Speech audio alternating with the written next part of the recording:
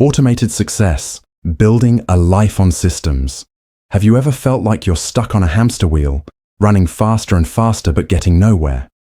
You have goals, you have dreams, but the daily grind seems to pull you further away from them. What if the secret to getting ahead isn't about more hustle, but less? This book is your guide to getting off that wheel. It's not about working harder, it's about working smarter. We are going to explore how to build simple, powerful systems in your everyday life. These are automated engines that work for you, pushing you toward your goals, even when you're not thinking about them. This is about designing a life that moves forward by default. This is automated success. Before we begin, I have a question for you. Think about one small, repetitive task you do every single day that you wish could just happen automatically. What is it? Let me know in the comments below. Chapter 1. Your life's operating system. Welcome to the control room of your life. Right now, as you are listening to these words, there is a powerful and complex system running in the background. It dictates how you feel when you wake up, what you choose for breakfast, how you react to a difficult email, and how you unwind at the end of the day. This is your life's operating system. And here is the most important thing you need to know about it. You are the programmer. The problem is, most of us never realized we had this job. We have been running on default settings, on programs installed by others, on old software full of bugs and glitches. We let our lives run on autopilot. But it's an autopilot we never consciously set. This chapter is about taking your hands back on the controls. It's about understanding the invisible scripts that run your life, realizing the limitations of willpower, and learning the simple, repeatable blueprint for building habits that serve you. We are not just going to talk about ideas. We are going to give you the tools to rewrite your own code, to design an operating system where success, health, and happiness are the default settings. This is the foundation upon which your entire automated life will be built. It's time to stop being a passive user of your own life and become the chief architect of your success.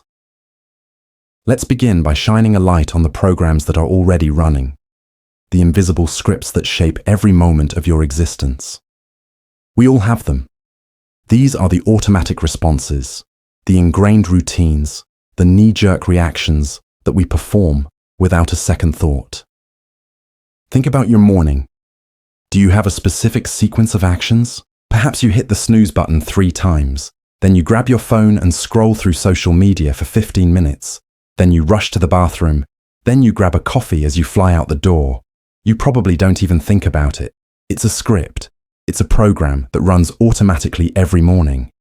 Now ask yourself, does this particular script set you up for a productive, calm, and focused day? For many of us, the answer is no. This script, and hundreds like it, was not designed with our best interests in mind. It was created by accident, through repetition, in response to stress or boredom. It's an old piece of code that is no longer serving you, yet it continues to run every single day, consuming your time and energy. These scripts extend into every corner of our lives. Consider how you respond to stress. For some, the script is to open the refrigerator and look for something comforting to eat. For others, it's to pick up a cigarette or pour a glass of wine. For another person, it might be to lash out at a loved one. These are not conscious choices made in the moment. They are deeply ingrained programs that are triggered by a specific cue, in this case, the feeling of stress. We learned these responses long ago, perhaps by observing our parents or through simple trial and error.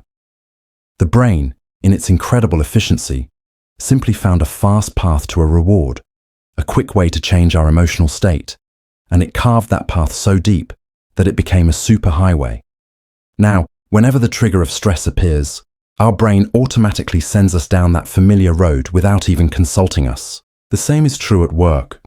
When a challenging email lands in your inbox, what is your script? Do you procrastinate, leaving it to fester and cause anxiety? Do you fire back an immediate emotional response? Or do you have a system to handle it, like flagging it for a specific time of day when you are calm and focused. Think about your social interactions. When you meet someone new, do you have a script that tells you to be shy and reserved? When you are in a group, does your script tell you to crack jokes and be the center of attention? These are not your personality. These are programs. They are patterns of behavior that have become automated. While they may feel like an unchangeable part of who you are, they are not. They are simply well-practiced routines. The good news is that any routine can be rewritten. Any script can be edited. The first step, and the most crucial one, is to become aware of these invisible scripts. You cannot change a program that you don't know exists. So, for the next week, I want you to become a detective in your own life. Carry a small notebook or use a notes app on your phone, and your only job is to observe and record. Don't judge. Don't try to change anything just yet. Simply become a neutral observer of your own behavior. Your mission is to identify at least 5 automated scripts in your daily life.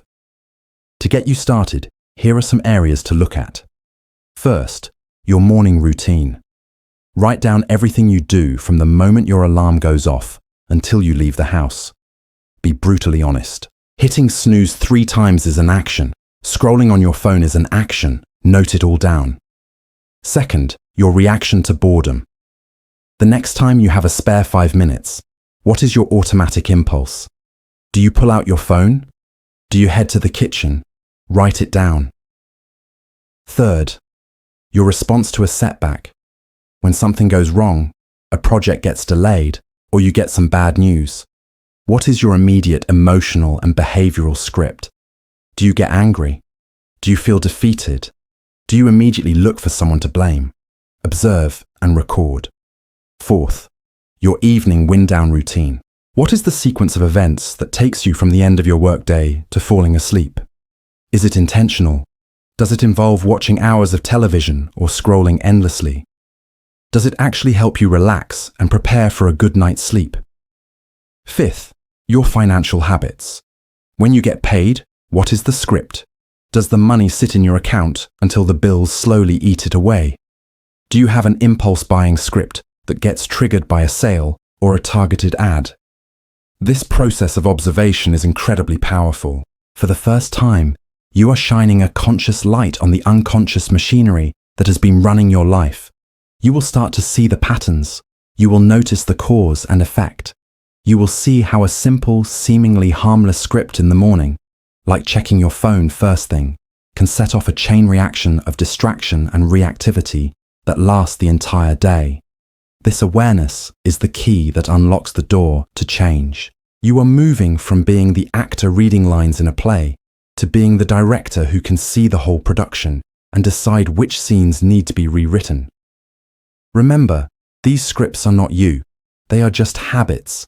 They are tools that your brain has been using. And just like any tool, they can be sharpened, repaired, or replaced entirely with a better one. Your power lies not in being perfect from the start, but in your willingness to observe, to learn, and to consciously choose the programs you want to run. You have the ability to design a life that serves your highest goals, and it all begins with understanding the scripts that are currently on stage.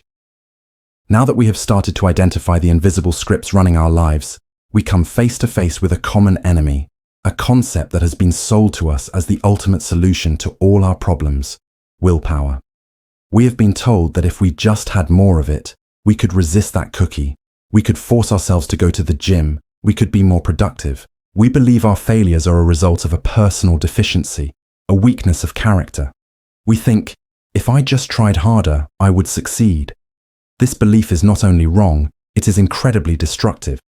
It sets us up for a cycle of failure, guilt, and frustration. The truth is, relying on willpower to create lasting change is like trying to build a skyscraper with a bottle of glue. It is the wrong tool for the job. Let's talk about what willpower actually is. Think of it like a muscle. When you go to the gym and lift weights, your muscles get tired. If you keep pushing them without rest, they will eventually fail. You can't just decide to have infinitely strong muscles through sheer determination. Willpower works in exactly the same way. It is a finite mental resource that gets depleted as you use it throughout the day. Every decision you make, every temptation you resist, every time you force yourself to focus on a boring task, you are using up a little bit of your willpower. A fascinating series of experiments conducted by psychologist Roy Baumeister perfectly illustrates this. In his most famous study, participants were brought into a lab filled with the delicious aroma of freshly baked chocolate chip cookies. On a table were two bowls, one filled with the warm cookies and another with radishes. Some participants were told they could eat the cookies. Others were assigned the cruel task of eating only the radishes while staring at the tempting cookies.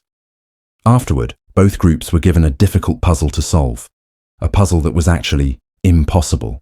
The researchers wanted to see how long each person would persist before giving up. The results were astounding. The participants who got to eat the cookies worked on the puzzle for an average of about 20 minutes. But the group that had to resist the cookies and eat the radishes, they gave up in just 8 minutes. What happened here? The radish eaters hadn't done any physical labor. They were just as intelligent as the cookie eaters, but they had used up their willpower on the difficult task of resisting temptation. By the time they got to the puzzle, their mental fuel tank was already running on empty. This phenomenon is called ego depletion. It proves that your willpower isn't a stable personality trait. It's a fluctuating resource, like the battery on your phone. You start the day with a full charge, but every act of self-control drains it. Making a decision about what to wear, resisting the urge to check social media, forcing a smile for a difficult colleague, choosing a salad for lunch instead of a burger, all of these small actions chip away at your battery life. So, by the end of a long, stressful day, when you are faced with the choice of going to the gym or collapsing on the couch, you are trying to make that decision with a 1% battery. It's no wonder the couch usually wins. It's not because you are lazy or undisciplined. It's because you are mentally exhausted.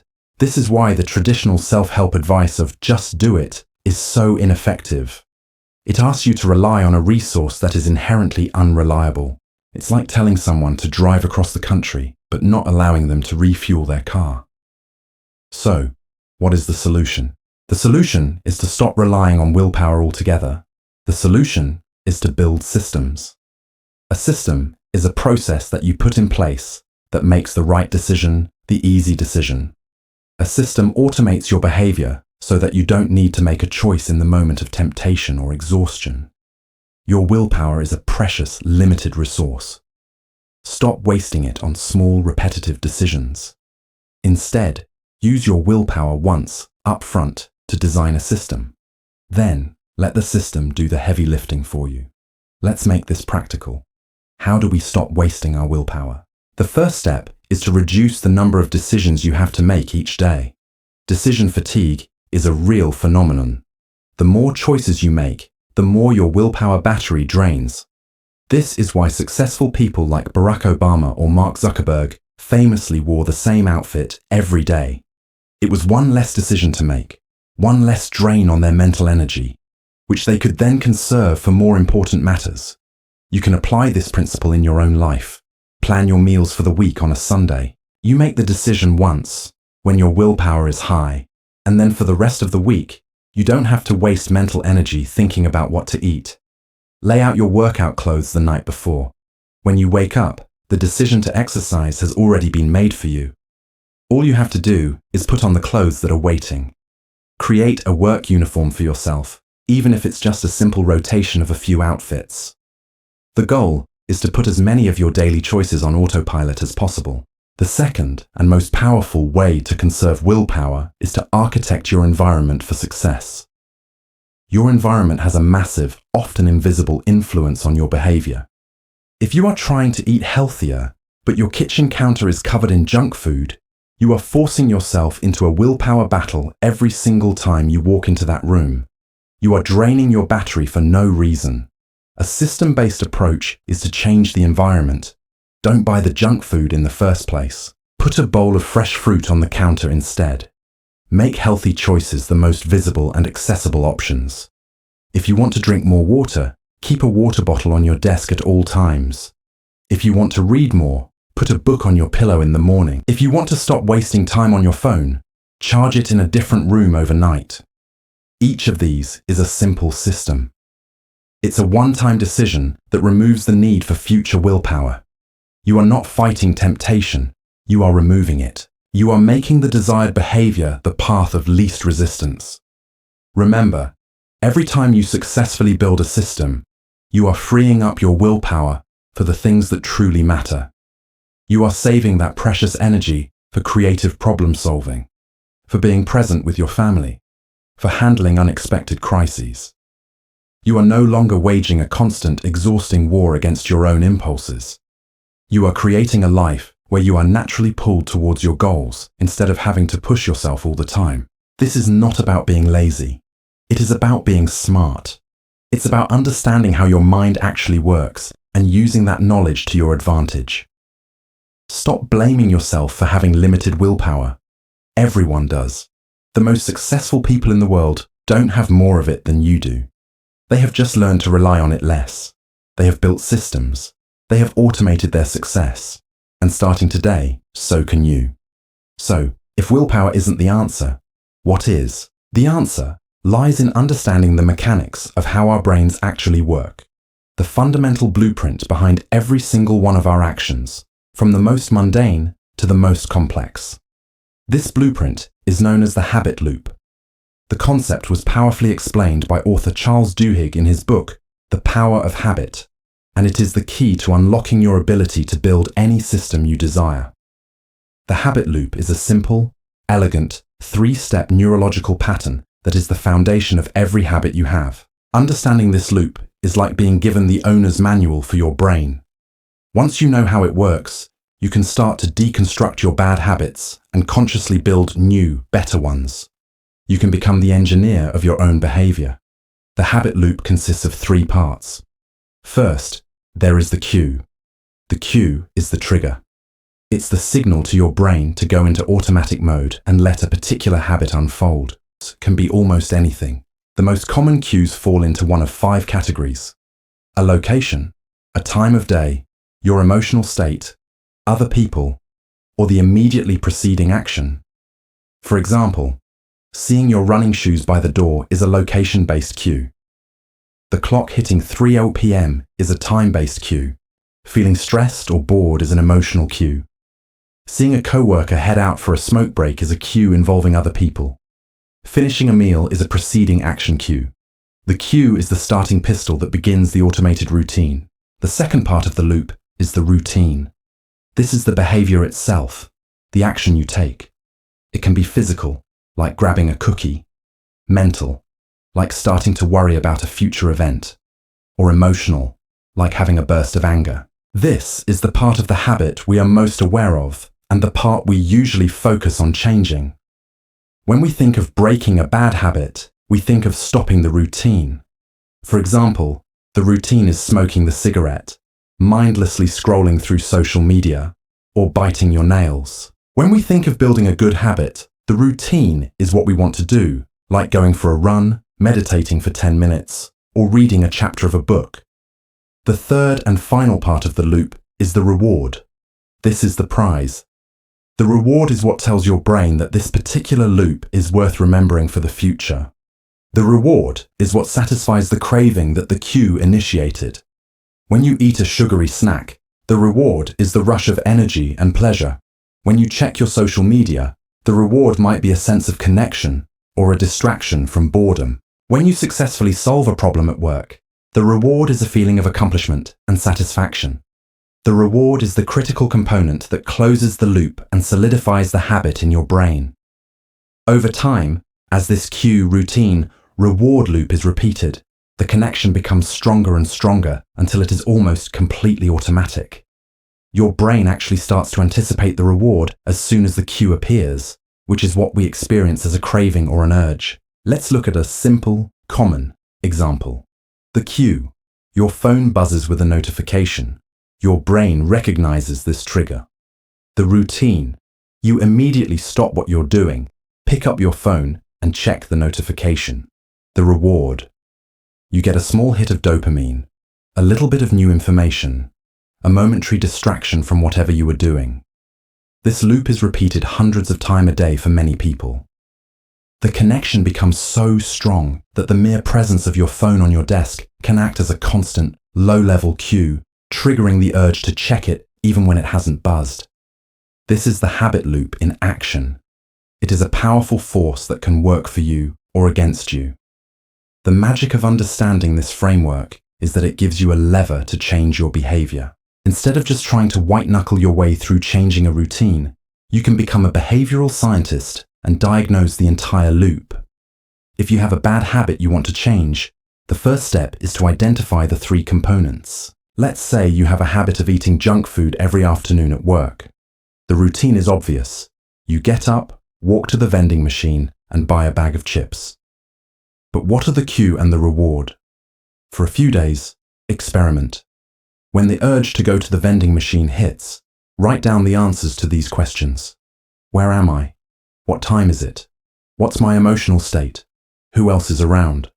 What action did I just finish? You might discover that the cue isn't hunger at all. You might find that it's 3:30 p.m. and you are feeling bored and unfocused.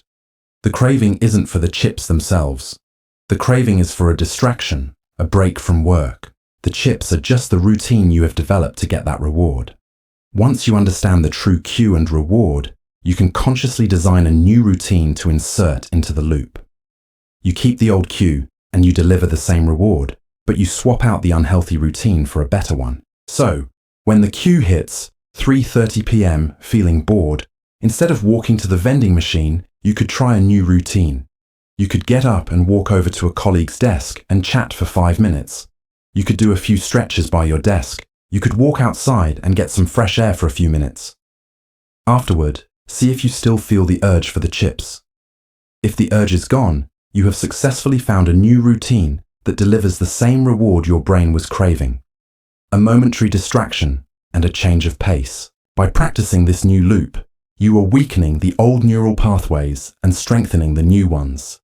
You are not fighting the habit, you are redesigning it. This same principle is the key to building new, positive systems. You need to consciously engineer all 3 parts of the loop. Let's say you want to build a habit of meditating for 10 minutes every morning. First, you need a solid, reliable cue. A weak cue like, "I'll do it sometime in the morning," is a recipe for failure. A strong cue is specific and unmissable. For example, after I pour my first cup of coffee, I will sit down in the armchair in my living room. The act of pouring the coffee is a pre-existing habit that can serve as a powerful trigger for the new one. Next, design the routine. Start incredibly small. Don't aim for 30 minutes of meditation. That's too daunting. Aim for just 2 minutes. The goal is not to become a meditation master on day 1. The goal is to make the routine so easy that you can't say no. You are just trying to get the loop started. You can increase the duration later. Finally, and this is crucial, you must have an immediate reward. The long-term benefits of meditation are great, but your brain needs an immediate signal that the routine was a good thing. The reward could be as simple as allowing yourself to enjoy your coffee afterward without any guilt or distraction. It could be tracking your progress in an app and seeing a streak build up, which gives a sense of accomplishment. It could be simply taking a moment to feel proud of yourself for showing up. This is the blueprint. Cue, routine, reward. It is the simple, repeatable formula for installing any habit and building any system. It works for fitness, for finance, for productivity, for relationships. It is the underlying structure of all human behavior. By mastering this loop, you are no longer a victim of your habits. You are their architect. You have the power to look at your life, decide what you want to change, and systematically build the behaviors that will take you there. You can stop wishing for a different life and start building one habit loop at a time. This is not magic, it's a skill. And like any skill, it gets easier and more powerful with practice. Now that we understand the deep neurological wiring of our habits and the flawed strategy of relying on willpower, we can introduce one of the most powerful concepts for automating success. It's a principle that giant corporations and governments use to influence behavior on a massive scale, and you can use it to effortlessly guide your own life in the right direction. This is the power of the default. The default option is the choice that is automatically selected if you do nothing. And what behavioral science has shown us, time and time again, is that human beings have a massive bias towards the default. We tend to stick with the preset option, not because it's necessarily the best one, but because it's the easiest one. It requires zero effort, zero willpower, and zero decision-making. Changing the default, on the other hand, requires us to take an action, to make a conscious choice, and very often, we simply don't bother. Let me give you a powerful real-world example of this.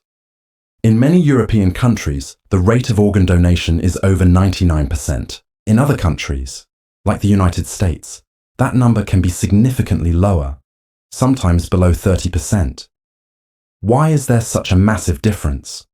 Is it because people in those European countries are inherently more generous and altruistic? Not at all. The difference comes down to a single checkbox on their driver's license application. In countries with high donation rates, the system is opt-out. You are automatically enrolled as an organ donor by default. If you don't want to be a donor, you have to actively check a box to opt out. In countries with lower rates, the system is opt-in. The default is that you are not a donor, and you have to actively check a box to become one. That one tiny change in the default setting leads to a life and death difference for thousands of people.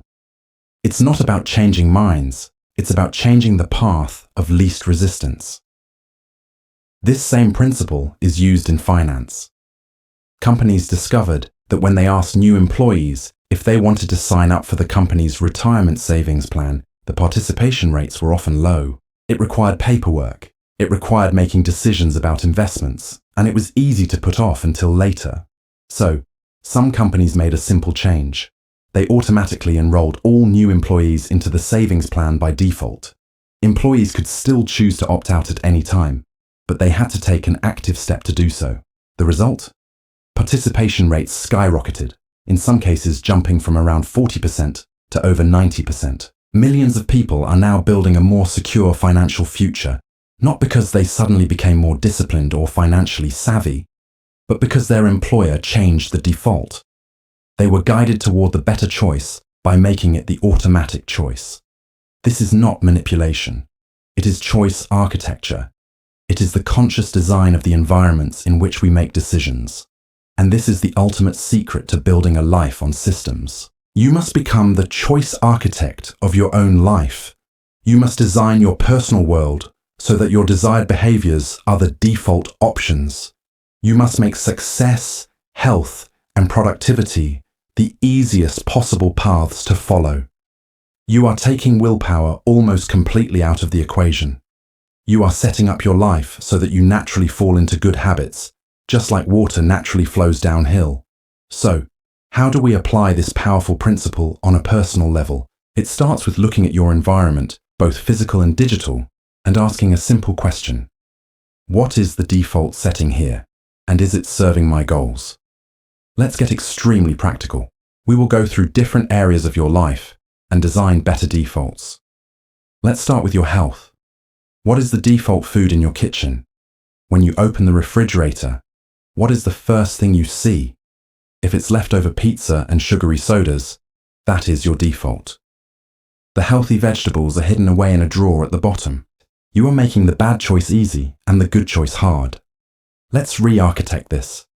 Your new system is to make healthy food the default. When you come home from the grocery store, spend an extra 20 minutes washing and chopping vegetables like carrots, celery, and bell peppers.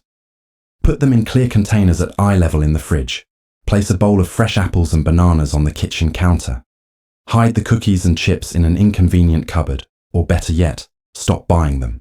Now, when you feel a snack craving, the default option, the easiest and most visible choice, is something healthy.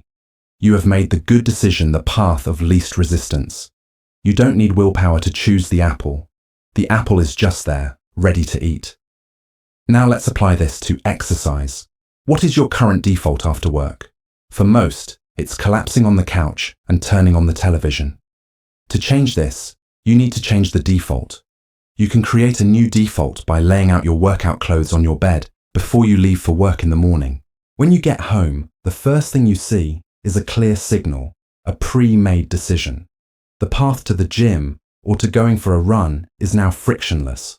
An even more powerful system is to pack your gym bag and take it with you to work. You don't even go home. You drive directly to the gym. The new default is to exercise. Going home and skipping the workout now requires a conscious effort to break the new pattern. You have changed the architecture of your evening to make fitness the automatic next step. Let's move to your finances. What is the default for your paycheck? For most people, the default is that the entire amount lands in their checking account, where it commingles with bill payments, rent, and daily spending. Saving money then requires a conscious, active decision to transfer some of it to a separate account. This is an opt-in system, and it's why so many people struggle to save. We can build a better system. We can create an opt-out system.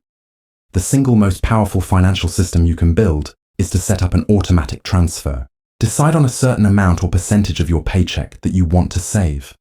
Then, log into your online banking and create a recurring transfer that automatically moves that money from your checking account to your savings or investment account the very day you get paid or the day after. This is the pay yourself first principle put on autopilot. The new default is that you are a saver.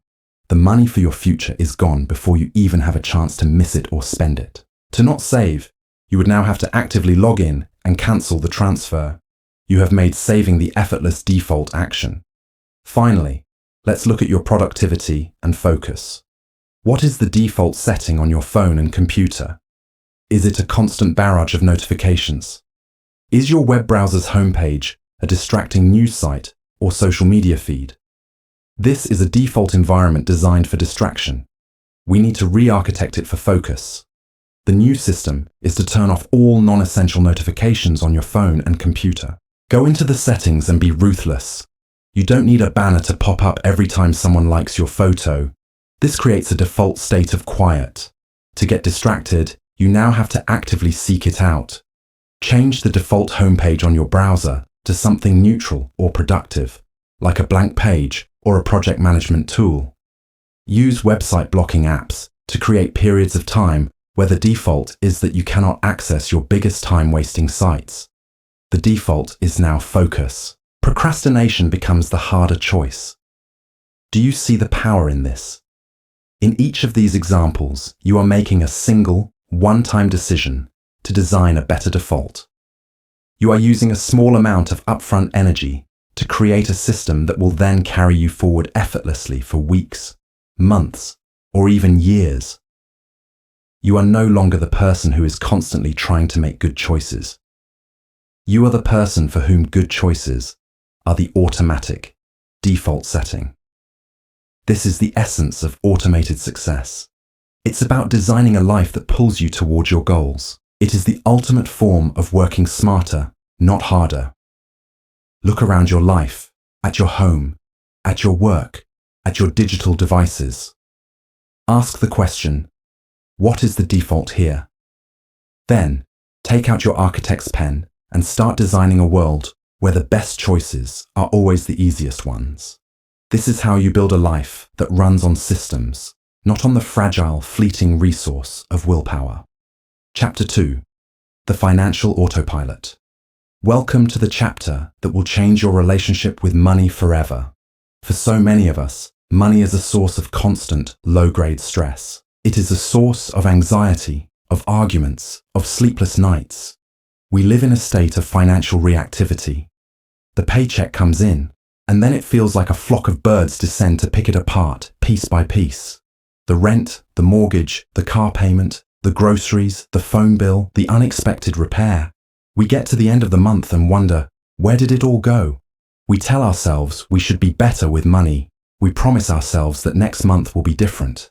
We might even try to create a complicated budget, tracking every single penny in a spreadsheet or an app. For a few days, we feel in control, but then life gets busy. The tracking becomes a chore. We forget a few entries, the numbers no longer add up, and we abandon the whole thing in frustration, feeling like a failure. We conclude that we are just bad with money. I am here to tell you that you are not bad with money. You have just been using a bad system, or more likely, you have been using no system at all. The traditional method of budgeting relies entirely on the one resource we know is fragile and unreliable: willpower. It requires hundreds of small, disciplined decisions every single month. It forces you to constantly say no to yourself, which is exhausting. It is the financial equivalent of a crash diet, and it has the same success rate. It is destined to fail because it works against our basic human nature. This chapter is about a different way. It is a better way. We are going to take emotion, guesswork, and willpower out of the equation. We are going to build a simple, elegant, and completely automated system that manages your money for you. A system that ensures your bills are paid, your savings are growing, and your wealth is building, all in the background, without you having to think about it. Imagine the mental space that would be freed up if you no longer had to worry about money every day. Imagine the freedom of knowing that you have a silent, tireless financial partner working for you 24 hours a day, 7 days a week. This is not a fantasy. This is what it feels like to have a financial autopilot. It's time to stop being the anxious passenger on your financial journey and become the calm, confident pilot who designed the flight plan. Let's build your machine. The very first step in this process is a crucial mindset shift. We need to completely abandon the word budget. That word carries so much negative baggage. It feels like restriction, like a financial cage. It sounds like you can't have any fun. Instead, we are going to use a new term. We are going to design a conscious cash flow plan. This isn't about restriction. It's about direction. It's not about what you can't do. It's about telling your money what you want it to do. Think of your income not as a single pile of money to be protected, but as a river. Right now, that river might be flowing into your checking account and then seeping out into 100 different cracks and holes. Our job is to build a series of aqueducts that automatically channel that river into specific, purposeful reservoirs. One reservoir for your bills, one for your savings, one for your investments, and one for your guilt-free spending. The beauty of this approach is that you make the big, important decisions once, when you are feeling calm and rational. You decide how you want to divide the river's flow. Then you build the aqueducts, the automated transfers, and the system takes over. From that point on, you no longer have to make dozens of small, emotionally charged decisions every day. You don't have to stand at the store and debate whether you can afford something. You will know exactly how much you have in your guilt-free spending account. If the money is there, you can spend it with zero guilt. If it's not, the decision is already made for you. This is the difference between working against your psychology and working with it. A budget forces you to use willpower to resist temptation. An automated cash flow system removes the temptation in the first place by pre-allocating the money before you can even touch it. It is the ultimate application of the power of the default that we discussed in the first chapter. We are creating a default setting for your money where it automatically flows to the places that serve your highest goals. So let's get practical and build the cornerstone of this entire system. This is the one technique that, if you do nothing else in this chapter, will radically change your financial future. It is the principle of paying yourself first. This idea has been around for a century, famously described in the book, The Richest Man in Babylon. But we're going to give it a modern, automated twist. The concept is simple. Most people's financial script goes like this: get paid, pay all the bills and expenses, and then hope to save whatever is left over at the end of the month. The problem, of course, is that there is rarely anything left over. Life has a funny way of expanding to meet our income. Paying yourself first flips this script on its head. With this system, the very first bill you pay each and every time you get paid is to your future self. Before you pay the rent, before you pay the electric company, before you buy a single coffee, you move money from your checking account into your savings and investment accounts. You prioritize your own financial freedom above all other expenses. This is not about being selfish. It's about being responsible. You are treating your future as the most important creditor you have. You are ensuring that you are building a foundation of security and wealth, not just getting by. And the most important part is that we are going to make this process completely automatic. Here is your step-by-step guide to building your pay-yourself-first machine. This will take you less than an hour to set up, and it will run for the rest of your life. Step 1 is to set up the right accounts. You need to create a clear separation between your different pools of money. At a minimum, you will need 3 types of accounts. First is your main checking account. This is your central hub. It's where your paycheck gets deposited and where your main bills are paid from. Second, you need at least one high-yield savings account at a separate bank. I recommend a separate bank, preferably an online-only bank, for a very specific psychological reason. These banks often have higher interest rates, but more importantly, moving money out is slightly more difficult. It might take a day or two to transfer it back to your checking account. This small amount of friction is a powerful deterrent against impulse withdrawals. This savings account is for your emergency fund, which should eventually hold 3 to 6 months of essential living expenses. This is your safety net against life's unexpected events, like a job loss or a medical emergency. You might even want to open a few different savings accounts and nickname them for their specific goals, like vacation fund or new car fund. This makes your goals feel more tangible and motivating. Third, you will need an investment account. This could be a retirement account offered by your employer, like a 401k, or a personal retirement account like a Roth IRA, or a general brokerage account. This is your wealth building engine, the account for your long-term future.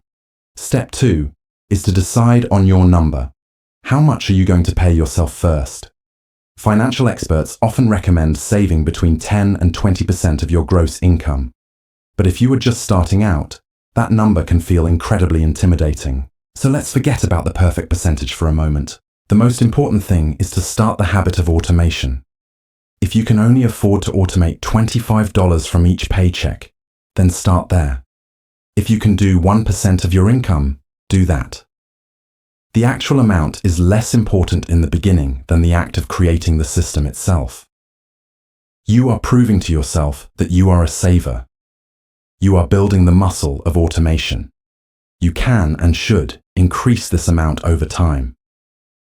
A great microsystem is to commit to increasing your savings rate by 1% every 6 months, or every time you get a raise. This way, your savings grow gradually without you feeling a major pinch in your lifestyle. So, for now, pick a number that feels slightly uncomfortable, but not impossible. Step 3 is the magic step. You automate it. Log into your online banking portal for your main checking account. Look for a tab or a menu option that says Transfers, Move Money, or Scheduled Payments. You are looking for the option to set up a recurring or automatic transfer. Here is what you will do. You will create a new recurring transfer from your checking account to your high-yield savings account. You will set the amount to the number you just decided on. For the frequency, you will time it to your pay schedule. If you get paid on the 1st and the 15th of the month, set up 2 transfers, one for the 2nd and one for the 16th. You want the transfer to happen the day after your paycheck hits. This is critical. It ensures the money is gone before you have a chance to see it, get used to it, or spend it. Set the transfer to repeat forever or until a far future date. Click Confirm. That's it. You have just paid your future self for potentially the rest of your career.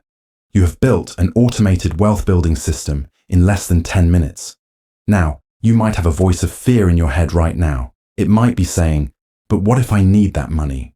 What if I don't have enough left to cover my bills? This is a normal fear, but it is based on your old way of thinking. What this system does is force you to see the reality of your financial situation. The money that remains in your checking account after your automatic savings transfer is what you actually have available to live on. You will learn to adjust your spending to fit this new reality. It might be a little tight at first, but you will adapt. You will find small expenses you can cut. You will become more conscious of your spending without needing a detailed spreadsheet. This system creates what is known as an artificial scarcity, which is a powerful psychological tool that encourages resourcefulness. You are putting your long-term well-being first and forcing your short-term spending to fall in line. Remember, this isn't a bill you are paying to a stranger. This is the single most important investment you will ever make, an investment in your own freedom, your own security, and your own peace of mind. Once you have automated your savings, it's time to build the next layer of your financial machine, automating your investments. This is where your money stops just being safe and starts actively working for you, growing and compounding over time. For many people, the world of investing is terrifying. It seems complex, risky, and reserved for financial experts in expensive suits. We hear stories on the news about the stock market crashing, and we imagine losing all our hard-earned money. So, we do the safe thing. We leave our long-term savings in a bank account where it earns almost zero interest and slowly gets eaten away by inflation. The truth is, not investing is the riskiest financial decision you can make over the long term. And thanks to modern technology, building a sophisticated, diversified, and completely automated investment portfolio has never been easier. You do not need to be an expert. You just need to set up the right system. The first and easiest place to start is with your workplace retirement plan, such as a 401k or a 403b. This is the ultimate automated investment system. The money is taken directly out of your paycheck before it even hits your bank account, so you never even see it. It's the pinnacle of paying yourself first. If your employer offers a match, this is the closest thing you will ever get to free money. A common match is 50 cents for every dollar you contribute, up to 6% of your salary. This means if you put in 6% of your income, your employer puts in an additional 3%. That is a 100% return on your investment, instantly. There is no other investment in the world that can guarantee that. Your absolute minimum goal should be to contribute enough to get the full employer match. Not doing so is like taking a portion of your salary and throwing it in the trash. When you are setting up your contribution, you will be asked to choose your investments. This can be intimidating. The simplest and often best system is to choose a target date fund. These funds are professionally managed and automatically adjust their mix of investments to become more conservative as you get closer to your target retirement date. You just pick the fund with the year closest to when you plan to retire, and the system does the rest. It is a set it and forget it solution. But what if you don't have a workplace plan, or you want to invest more than the matched amount? The next level of your automated system is to open a personal investment account, like a Roth IRA, or a standard brokerage account. Now, you don't want to get into the game of trying to pick individual winning stocks. That is a form of gambling, not a system. Instead, your system will be built on one of the most powerful and simple investment tools ever created, the low-cost index fund, or exchange-traded fund, known as an ETF. An index fund is simply a basket that holds tiny pieces of hundreds or even thousands of different companies. For example, an S&P 500 index fund holds shares in the 500 largest companies in the United States. When you buy a share of this fund, you instantly own a tiny slice of Apple, Microsoft, Amazon, and 497 other companies. This provides massive diversification. If one company does poorly, it has a very small impact on your overall investment. Your system is not to bet on a single horse. It is to bet on the entire race.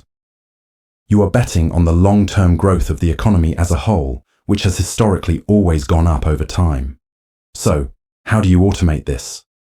Once you have opened your investment account with a reputable, low-cost brokerage firm, you will do the exact same thing you did with your savings account. You will set up a recurring automatic transfer from your checking accounts into your investment account every single month or every single payday.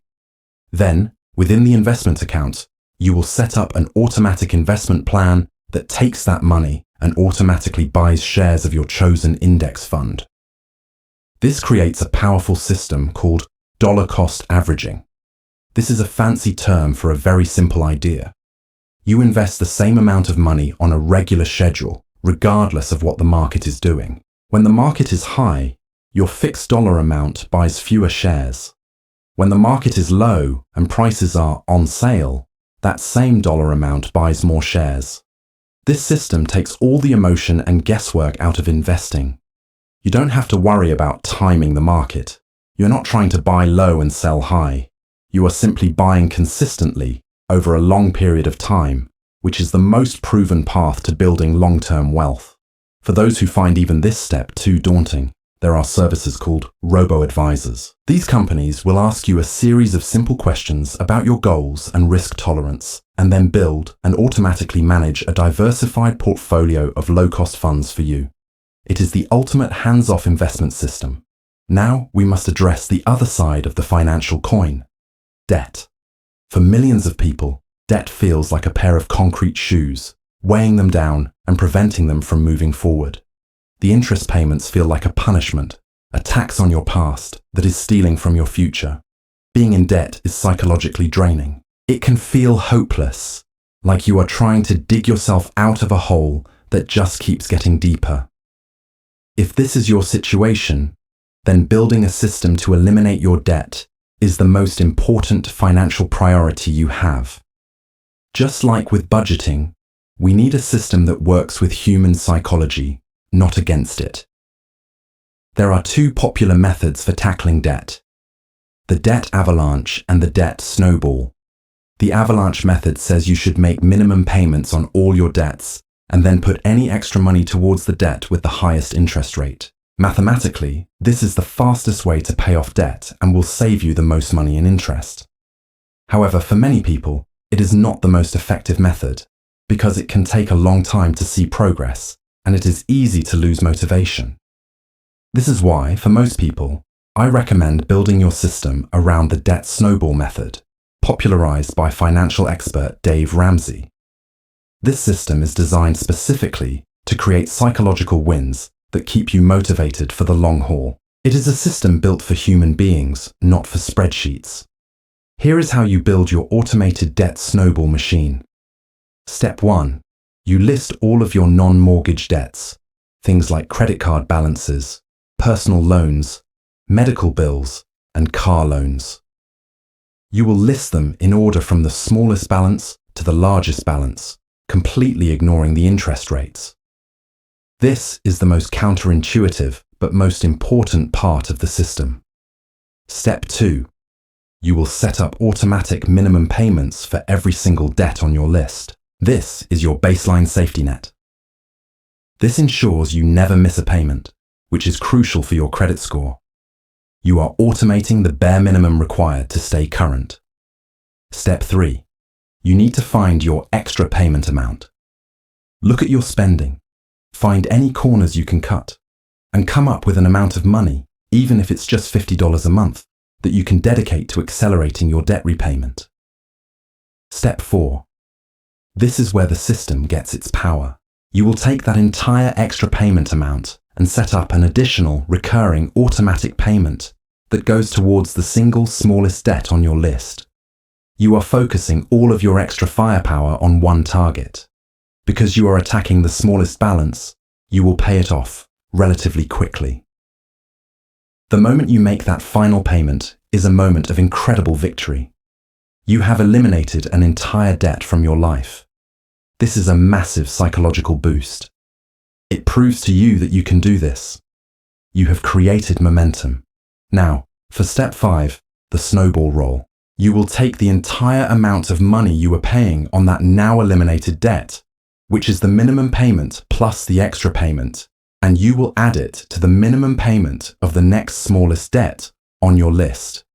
You set up a new, larger, recurring automatic payment. Because you are now throwing a much larger amount of money at this new target, you will pay it off even faster. You repeat this process, rolling the payment from each paid-off debt onto the next one. Your payment amount grows larger and larger, like a snowball rolling downhill, and you start knocking out debts at an accelerating pace. This system is powerful because it is built on a series of rewarding feedback loops. Each time you cross a debt off the list, you get a hit of motivation that fuels your journey to the next one. You are systematically building a sense of control and accomplishment, which are the most powerful antidotes to the hopelessness of debt. By combining these systems, paying yourself first, automating your investments, and systematically eliminating your debt, you are building a fortress of financial security. You are creating a future where you are in control, where your money serves you and your goals, not the other way around. This is not about getting rich quick. It is about building wealth slowly, methodically, and automatically. It is about creating a life of financial peace. It may take time, but the system you build today is a gift of freedom that you are giving to your future self. It is the single best investment of a few hours of your time that you will ever make. You are not just organizing your finances, you are automating your peace of mind. Chapter 3: The Health and Energy Engine. In our relentless pursuit of success, productivity, and achievement, we often treat our own bodies like an afterthought. We see sleep as a luxury we can't afford. We view exercise as a chore to be squeezed in, and we fuel ourselves with whatever is fast and convenient. We act as if our mind and our ambition exist in a vacuum, completely separate from the physical vessel that carries them. This is the single biggest mistake you can make on the path to building a better life. Your energy is the fundamental currency of everything you do. It is the fuel for your focus, your creativity, your patience, and your resilience. You can have the best productivity systems in the world, but if you are physically and mentally drained, you will have nothing to power them with. You cannot automate success on an empty tank. This chapter is about building the engine. It is about creating simple, powerful, and automated systems for your physical and mental well-being that will provide you with an abundance of energy, day in and day out. We are not talking about extreme diets, punishing workout regimens, or complicated biohacking. We are talking about building a solid foundation of health through small, consistent, automated habits. These systems will work in the background to keep your engine running smoothly, so you have the power to excel in all the other areas of your life. It is time to stop treating your health as a secondary priority and start engineering it as the core driver of your success. The undisputed foundation of your entire health and energy engine is sleep. We live in a culture that glorifies the hustle, that wears sleep deprivation like a badge of honor. We hear stories of famous CEOs who claim to sleep only 4 hours a night, and we think that is the secret to their success. This is a dangerous and destructive myth. The overwhelming scientific consensus is that sleep is not a passive state of rest. It is an active and critical biological process that is essential for your physical and mental performance. When you sleep, your brain is hard at work consolidating memories, clearing out metabolic waste products that build up during the day, and repairing cellular damage. Sleep regulates your hormones, strengthens your immune system, and manages your appetite. Skimping on sleep is not a shortcut to more productive hours. It is a direct path to diminished returns. Numerous studies have shown that even a single night of poor sleep can impair your cognitive function, your reaction time, and your judgment to a level equivalent to being legally drunk. Sacrificing sleep to get more work done is like trying to build a house by taking bricks out of its foundation. Sooner or later, the whole structure will collapse. The problem is, most of us don't have a system for sleep. We just let it happen. We work or watch television until we feel our eyes getting heavy, and then we fall into bed, hoping for the best. This haphazard approach is why so many of us struggle with getting consistent, high-quality rest. The key is to stop seeing sleep as something that just happens and start treating it as a skill that can be cultivated through a deliberate system. You need to design a routine that signals to your body and mind that it is time to power down and prepare for restoration. This is about creating a predictable pattern that your brain can learn to associate with sleep. Let's build your automated sleep system, piece by piece. The first and most critical component of this system is to establish a consistent anchor point for your day. That anchor is your wake-up time. I want you to choose a wake-up time that you can stick to 7 days a week, including weekends. This might sound painful, especially the idea of not sleeping in on your days off, but it is the single most powerful thing you can do to regulate your body's internal clock, your circadian rhythm. Your body thrives on consistency. When you wake up at the same time every day, your body learns to anticipate it. It starts to naturally release hormones like cortisol to help you wake up feeling alert and refreshed. It also helps to set a more reliable internal timer for when you will feel sleepy later that evening. Waking up at 6 a.m. on weekdays and 11 a.m. on weekends is like subjecting your body to jet lag every single week without ever leaving your home. It creates a state of social jet lag that leaves you feeling groggy and out of sync. So, your first system is to set an alarm for the same time every single day. And, here is the crucial part, to get out of bed when it goes off. No snoozing. The snooze button is the enemy of a good sleep system. It repeatedly starts and stops your sleep cycle, which leads to sleep inertia, that feeling of fogginess that can last for hours. The second part of your sleep system is to create a power-down hour before your intended bedtime. The modern world is full of stimuli that tell our brains to be awake and alert, and the biggest culprit is the light from our screens. The blue light emitted by our phones, tablets, computers, and televisions is particularly effective at suppressing the production of melatonin, the hormone that tells your body it is time to sleep. So, your system is this. Set an alarm on your phone for 1 hour before you want to be asleep. When that alarm goes off, it is the cue for your digital sunset. All screens go off for the night. No more checking email. No more scrolling through social media. No more watching television. This one rule can be a complete game changer. For that final hour, you will engage in a routine of calming, relaxing activities. You need to create a menu of options that work for you. This could include dimming the lights in your house, which further signals to your brain that it's nighttime. You could drink a warm cup of herbal, non-caffeinated tea, like chamomile or peppermint. You could take a warm bath or shower, as the subsequent drop in your body temperature can help to trigger sleepiness. One of the best activities for this power-down hour is reading a physical book. Make sure it's not a thrilling page-turner that will get your heart racing. Gentle fiction or non-fiction is best. You could also use this time for light stretching or foam rolling to release physical tension from the day. Another powerful tool is to incorporate the brain dump system we will discuss later, taking a few minutes to write down anything that is on your mind to get it out of your head before you lie down. The specific activities are less important than the consistency of the routine itself. The routine becomes a powerful habit loop. The cue is your pre-bed alarm. The routine is your sequence of calming activities. The reward is a night of deep, restorative sleep. The final piece of your sleep system is to architect your bedroom environment. Your bedroom should be a sanctuary for sleep, and nothing else. Your brain is an association machine. If you consistently work, eat, and watch television in your bed, your brain will learn to associate your bed with wakeful, stimulating activities. This can lead to a frustrating situation where you feel tired, but the moment your head hits the pillow, your mind starts racing. The system is simple. Your bed is only for sleep and for intimacy. That's it. To further optimize the environment, you need to make your bedroom as dark, cool, and quiet as possible. Invest in a good set of blackout curtains to block out all outside light. Even small amounts of light from street lamps or a full moon can disrupt your sleep quality. Cover or remove any electronic devices with glowing LED lights.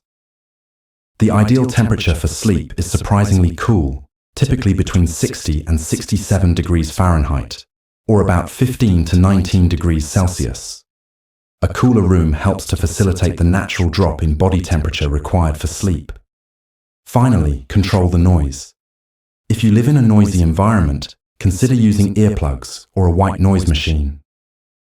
A white noise machine creates a constant, soothing sound that can mask sudden noises that might otherwise wake you up. By building these systems, a consistent wake-up time, a relaxing power-down hour, and an optimized bedroom environment, you are no longer leaving your sleep to chance. You are creating the perfect, automated conditions for your body to get the deep, restorative rest it desperately needs. You are building the very foundation of your energy engine. With a solid foundation of sleep in place, the next system we need to build is for consistent physical movement. For many, exercise is a frustrating cycle of all or nothing. We get a burst of motivation, perhaps at the new year, and we commit to an intense workout plan. We go to the gym 5 or 6 days a week for a few weeks. It's grueling. It's time-consuming. and it leaves us feeling sore. Then, life gets in the way. We have a busy week at work, we get sick, or we simply lose motivation. We miss one workout, then another. The guilt sets in. We feel like we have failed, and we abandon the entire plan, often ending up right back where we started. The problem is not with our intention, it is with our approach. We try to rely on a massive initial burst of willpower instead of building a sustainable system. The goal of a health and energy engine is not to train like an Olympic athlete for a month. It is to build a lifelong habit of consistent movement. Consistency will always trump intensity over the long run. To achieve this consistency, we need to build a system that is resilient to the realities of life. This system is called the never miss twice rule. It is simple, powerful, and compassionate. The rule is this: you are allowed to miss any planned workout. Life happens. You will have days where you are exhausted, sick, or genuinely overwhelmed with other priorities. Missing one workout is not a failure. It is simply part of being human. The crucial part of the rule is that you are not, under any circumstances, allowed to miss 2 planned workouts in a row. Missing once is an accident. Missing twice is the beginning of a new, negative habit. This simple rule is a psychological masterpiece. It short-circuits the guilt spiral that so often follows a missed workout. Instead of feeling like a failure and giving up, a missed day simply becomes a signal. It's a cue that tomorrow's workout is now the most important one of the week. It provides a clear, unambiguous plan for getting back on track. It makes it easy to recover from a minor setback before it becomes a major derailment. This system is not about being perfect. It is about being resilient. It builds a habit of showing up, even when you don't feel like it, because you know that the most important workout is always the one that comes after the one you missed. Now that we have a system for resilience, we need to build systems that make the act of starting your workout as frictionless as possible. As we discussed in Chapter 1, the biggest barrier to a new habit is often the activation energy required to start. We don't feel like working out, so we think about all the steps involved: changing clothes, packing a bag, driving to the gym, the workout itself. It feels overwhelming, so we procrastinate. The key is to use the principles of choice architecture and habit stacking to make starting the easiest part. First, reduce friction the night before. If you plan to work out in the morning, lay out your entire workout outfit before you go to bed. Place your shoes, socks, shorts and shirt right next to your bed. When your alarm goes off, you don't have to think or make any decisions. Your first action is simply to put on the clothes that are waiting for you. This small act can be enough to carry you forward into the workout itself. If you are truly struggling with morning motivation, some people find success by sleeping in their workout clothes. It removes one more barrier to getting started.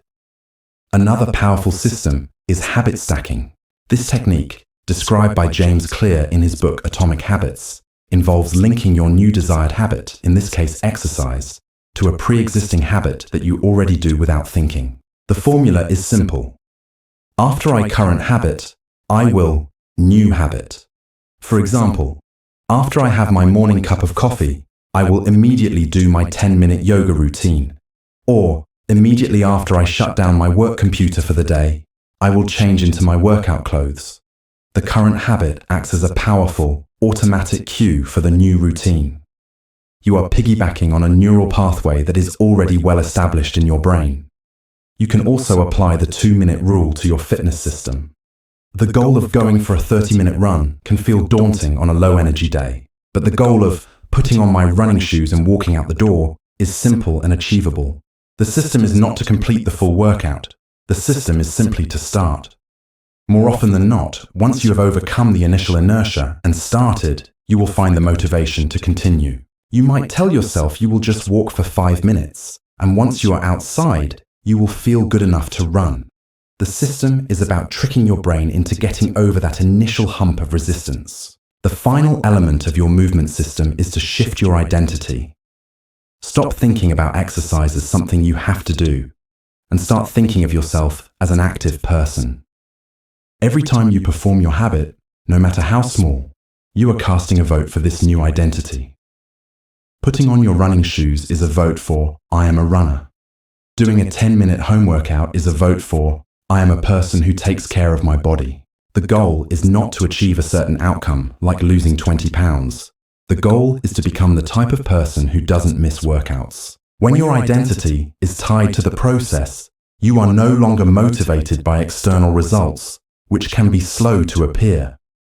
You are motivated by the act of being consistent with who you are. This is a profound shift that makes the habit sustainable for a lifetime. By combining the never miss twice rule with systems that reduce friction, stack habits, and build your identity, you create a powerful, automated engine for physical fitness. You are no longer relying on fleeting motivation.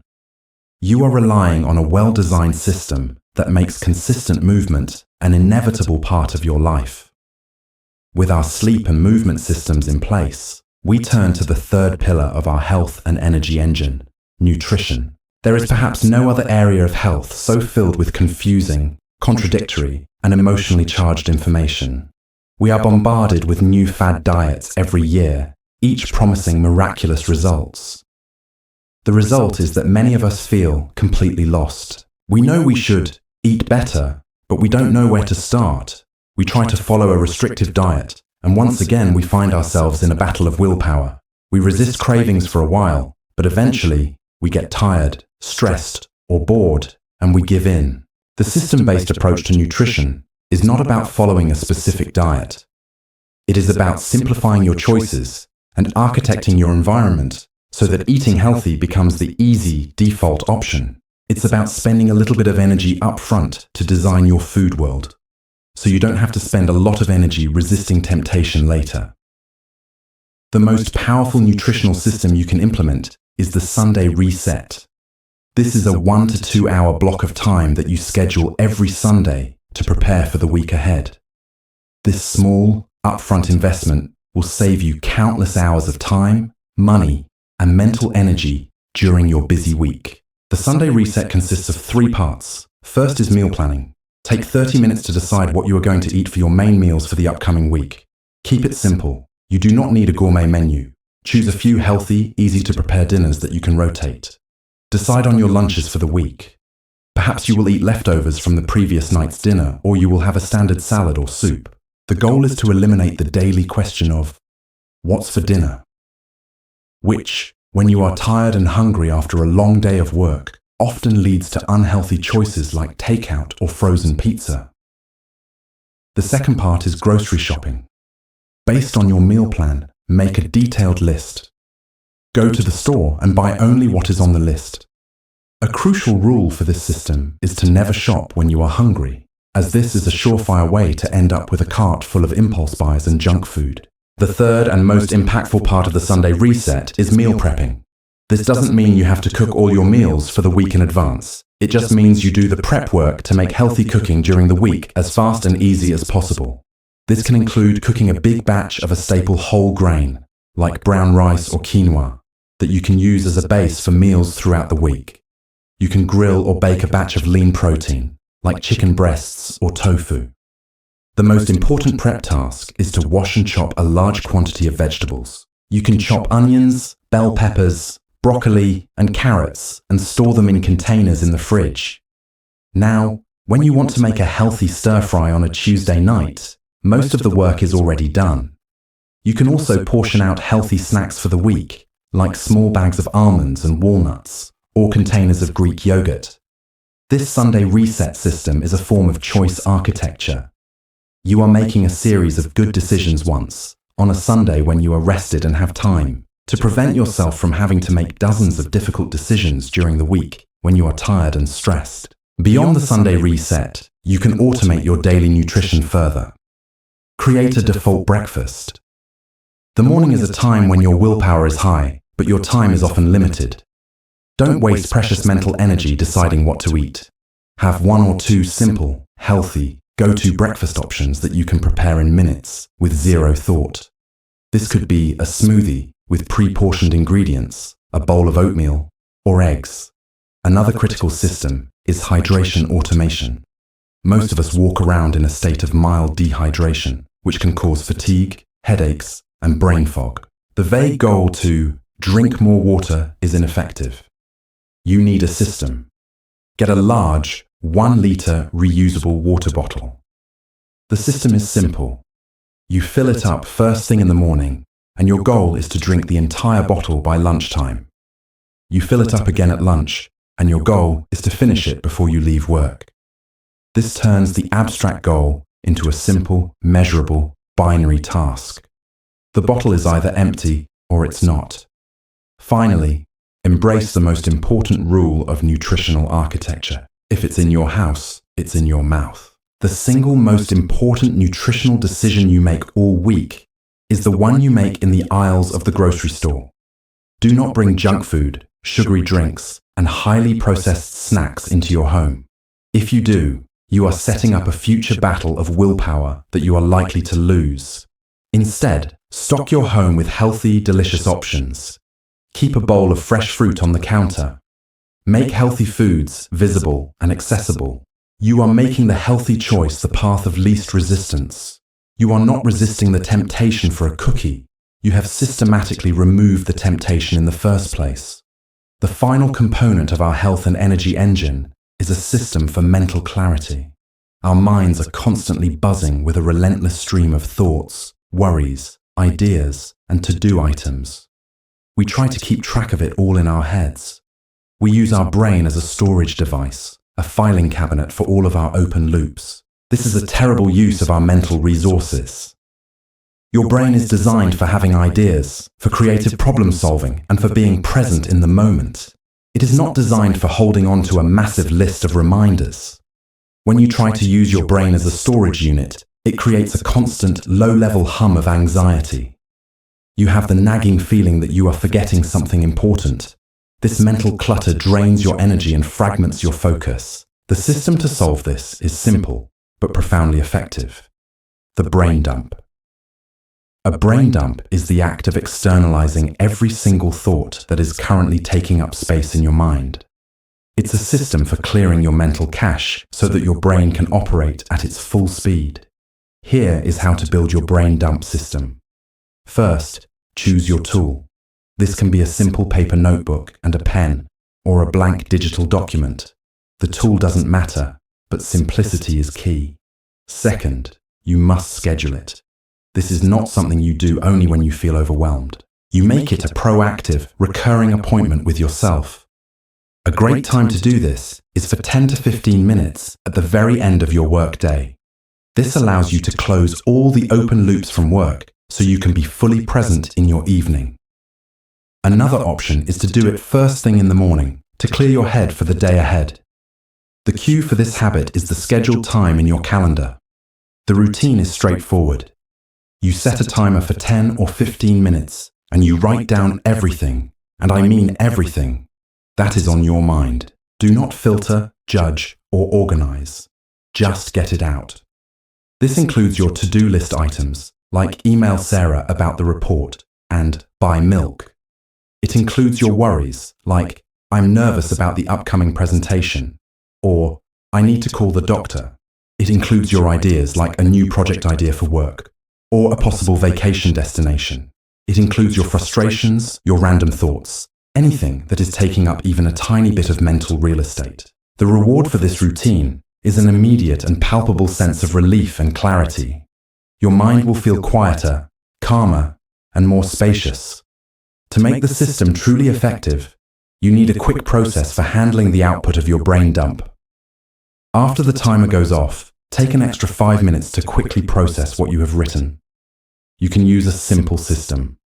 Any item that is an actionable task goes onto your official to-do list or into your calendar. Anything that is just a vague worry, you can either identify a concrete next action to address it, or you can simply acknowledge it and let it go. Ideas can be moved to a separate ideas list.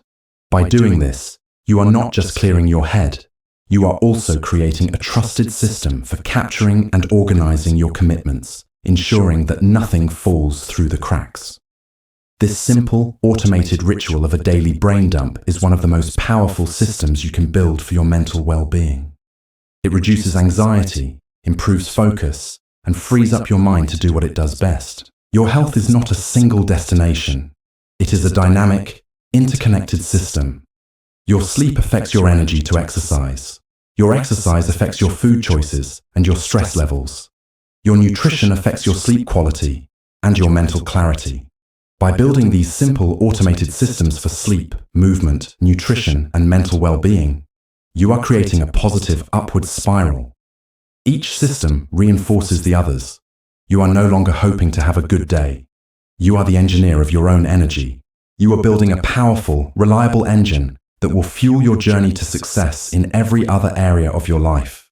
This is the ultimate investment in yourself. Chapter 4. The Productivity Powerhouse. Welcome to the command center for your focus and attention. In the modern world, the most valuable resource is not time, and it is not money. It is your ability to direct your attention. We are living in an economy of distraction. Every app on your phone, every website you visit, every notification that dings is engineered by armies of very smart people whose entire job is to capture a slice of your focus. The result is a state of constant, low-grade fragmentation. We sit down to work on an important report, but we are pulled away by an email notification. We start to reply to the email, but our phone buzzes with a text message. We reply to the text, and in the process, we see a social media icon and open it for just a minute. 30 minutes later, we look up, dazed, and try to remember what we were originally supposed to be doing. We are busy. Our days are filled with activity, with a flurry of motion and communication. But at the end of the day, we often collapse onto the couch with a nagging feeling of dissatisfaction, the sense that we ran all day, but never actually moved forward. We were busy, but we were not productive. This chapter is the antidote to the age of distraction. It is about building a powerful, automated system that protects your focus as if it were a precious treasure, because it is. We are going to move beyond the simple to-do list, which is often just a list of our anxieties, and build a true powerhouse for producing meaningful work. We will not be talking about working longer hours or hustling harder.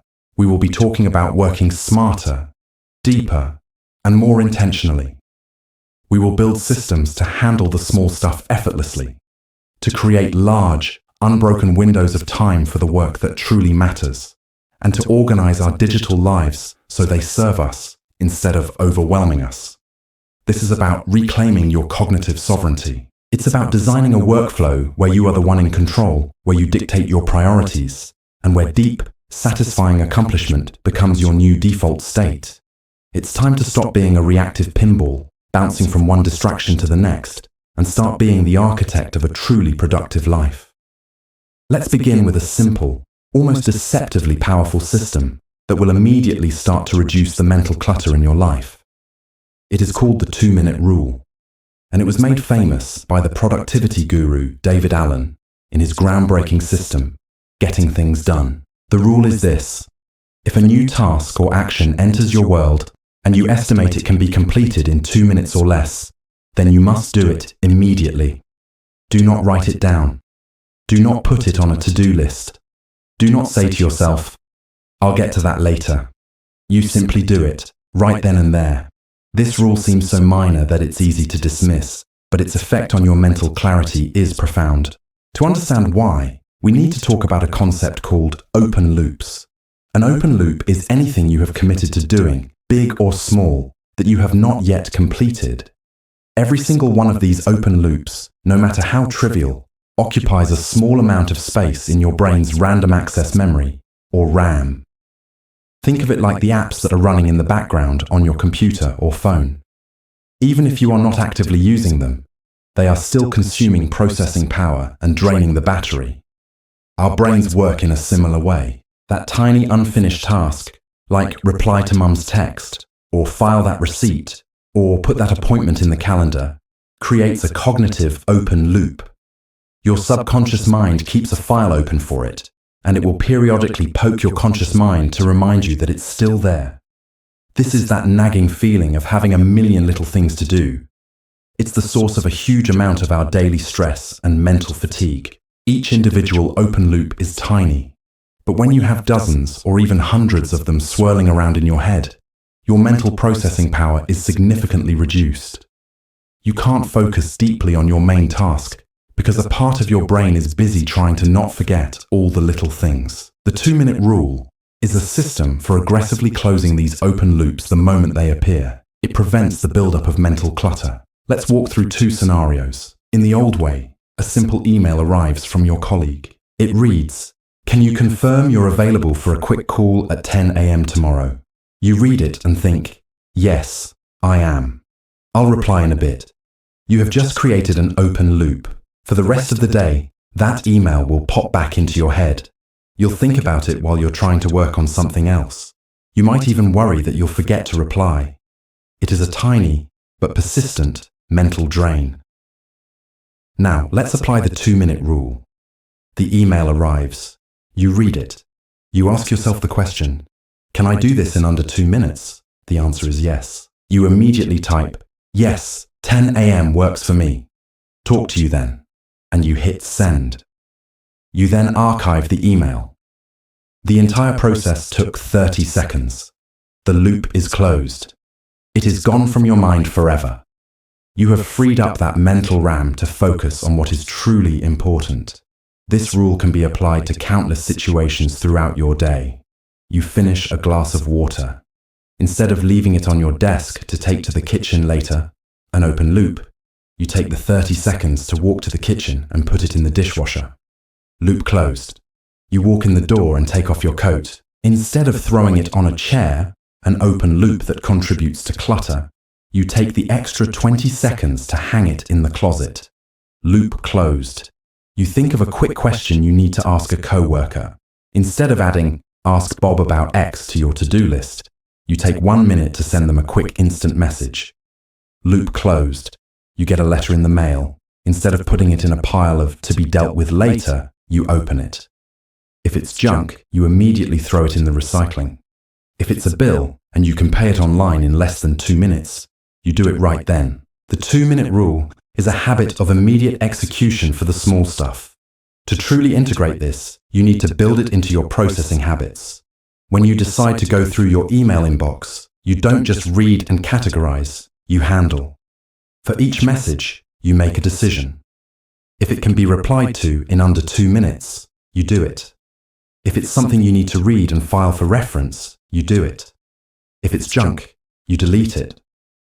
The goal is to touch each item once and decide its fate. This transforms your inbox from a source of stress into a simple processing tray.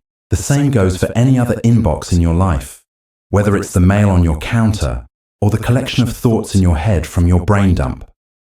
By consistently applying this rule, you will notice a dramatic shift in your mental state. You will feel lighter, clearer, and more in control. You are no longer managing a chaotic swarm of tiny commitments. You are building a system that deals with the small things instantly, so that you can reserve your precious mental energy for the big things. It is the first, crucial step in building your productivity powerhouse. Now that we have a system for handling the small, fast-moving tasks that flood our daily lives, we need to build a fortress to protect our time for the big, important work. This is the work that actually moves the needle. The work that leads to promotions, that builds businesses, that creates art, that solves complex problems. This is what author Cal Newport calls deep work. Deep work is the ability to focus without distraction on a cognitively demanding task. It is a state of flow where you are fully immersed in an activity, and it is in this state that you produce your best, most valuable output. The problem is that the modern world is designed to prevent deep work. The constant stream of emails, meetings, and notifications creates a culture of shallow work, where we are constantly switching contexts and operating at a fraction of our cognitive potential. A simple to-do list is not enough to combat this. A to-do list is just a menu of options. It doesn't tell you when you will do the work, or how you will protect the time to do it. The solution is a system called time blocking. Time blocking is the practice of scheduling your entire day, not just your appointments. It is a system for giving every minute a job. Instead of looking at a long list of tasks and wondering what to do next, you look at your calendar, which tells you exactly what you should be working on at any given moment. This might sound rigid and restrictive, but in practice, it is the opposite. It is liberating. It is the ultimate proactive approach to your day. You are making the decisions about your priorities ahead of time, when your mind is clear, rather than in the moment, when you are susceptible to distraction and the tyranny of the urgent. It is a system that moves you from a state of reactivity to a state of intentionality. Let's walk through the exact process of building your time-blocking system. The first step happens once a week, perhaps on a Sunday evening or a Friday afternoon. This is your weekly planning session. You will look at your goals for the week and identify the 1 to 3 most important things you need to accomplish. These are your big rocks. These are the tasks that will require significant, focused effort. Step 2 happens either the night before or the first thing in the morning of each workday. You will take a blank page in a notebook or open your digital calendar to a day view. The goal is to create a complete plan for your waking hours.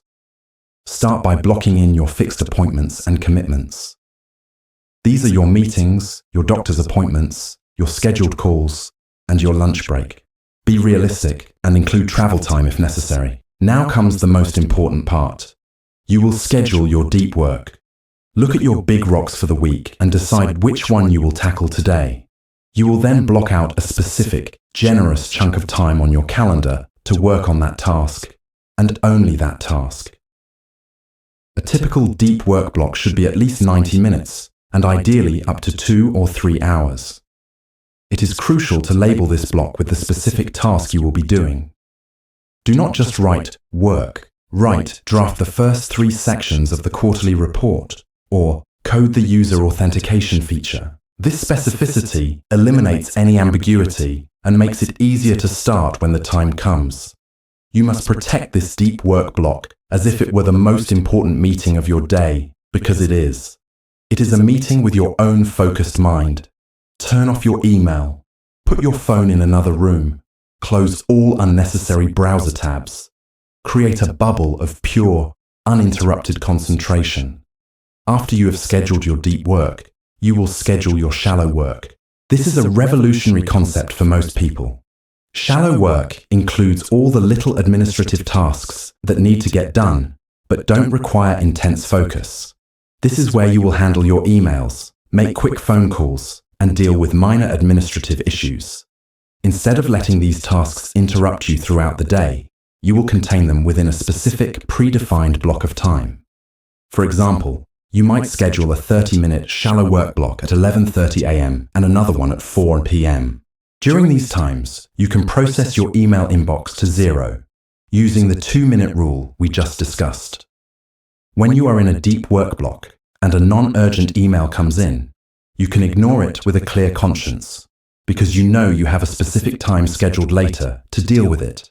This system frees you from the tyranny of the inbox and the constant feeling that you need to be available and responsive at all times. Finally, you will fill in the rest of your day. Be realistic.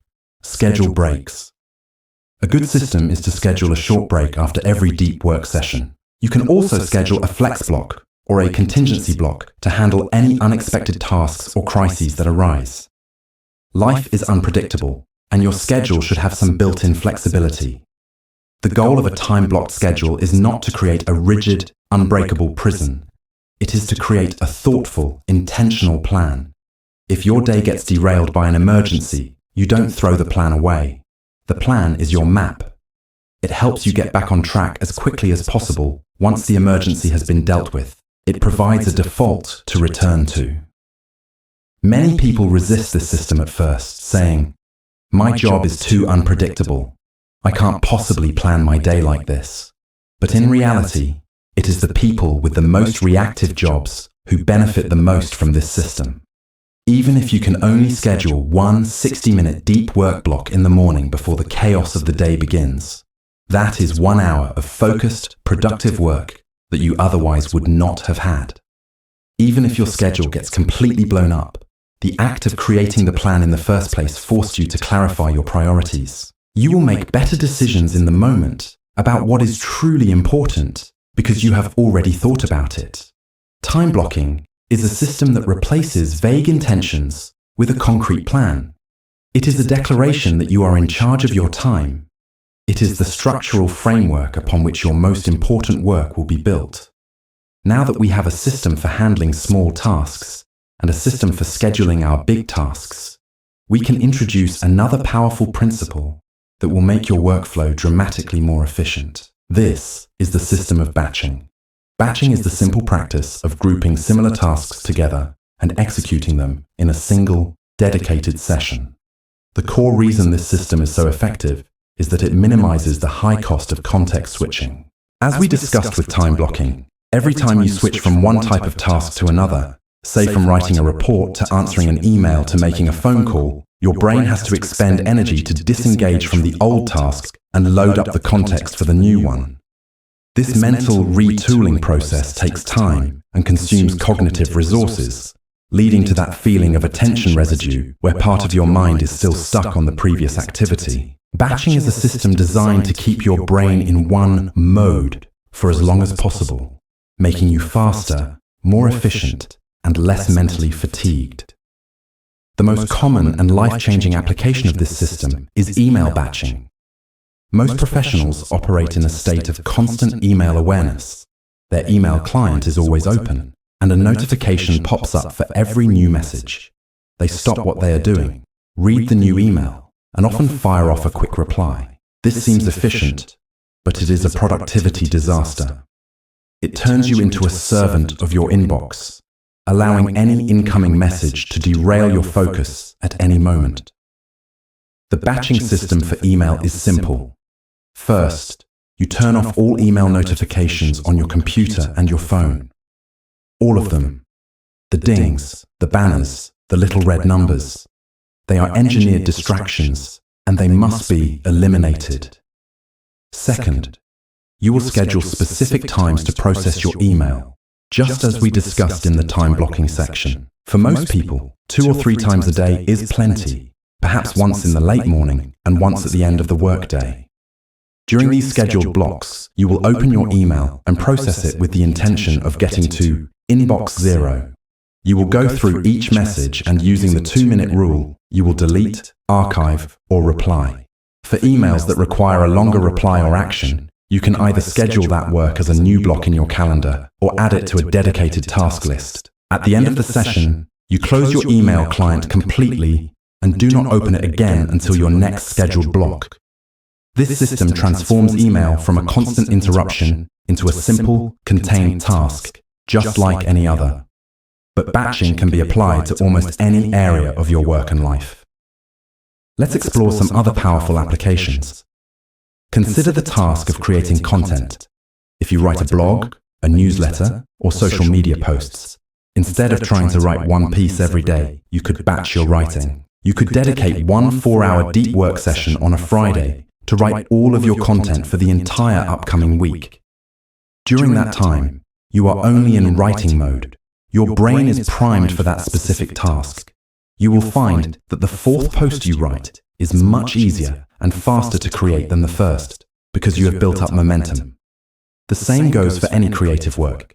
If you have a YouTube channel, you could batch all of your filming for the month into 1 or 2 days, and then batch all of your video editing into another set of days. You can create a batching system for your financial life.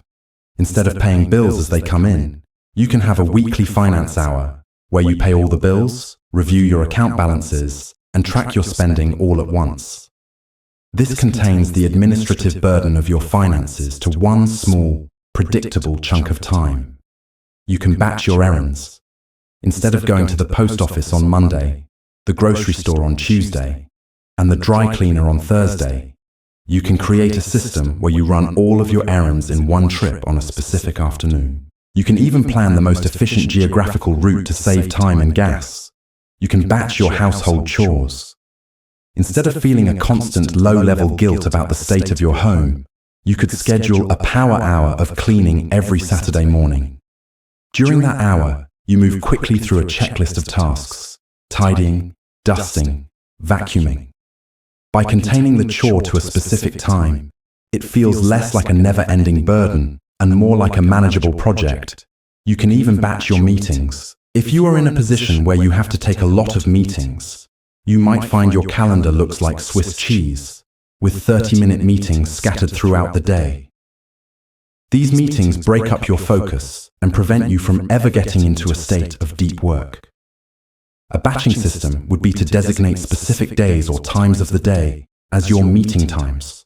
For example, you could stack all of your meetings on Tuesdays and Thursdays, leaving Mondays, Wednesdays, and Fridays as your maker days, reserved for deep, focused work. You can use a calendar scheduling tool to automatically enforce this, only showing your availability during your designated meeting blocks.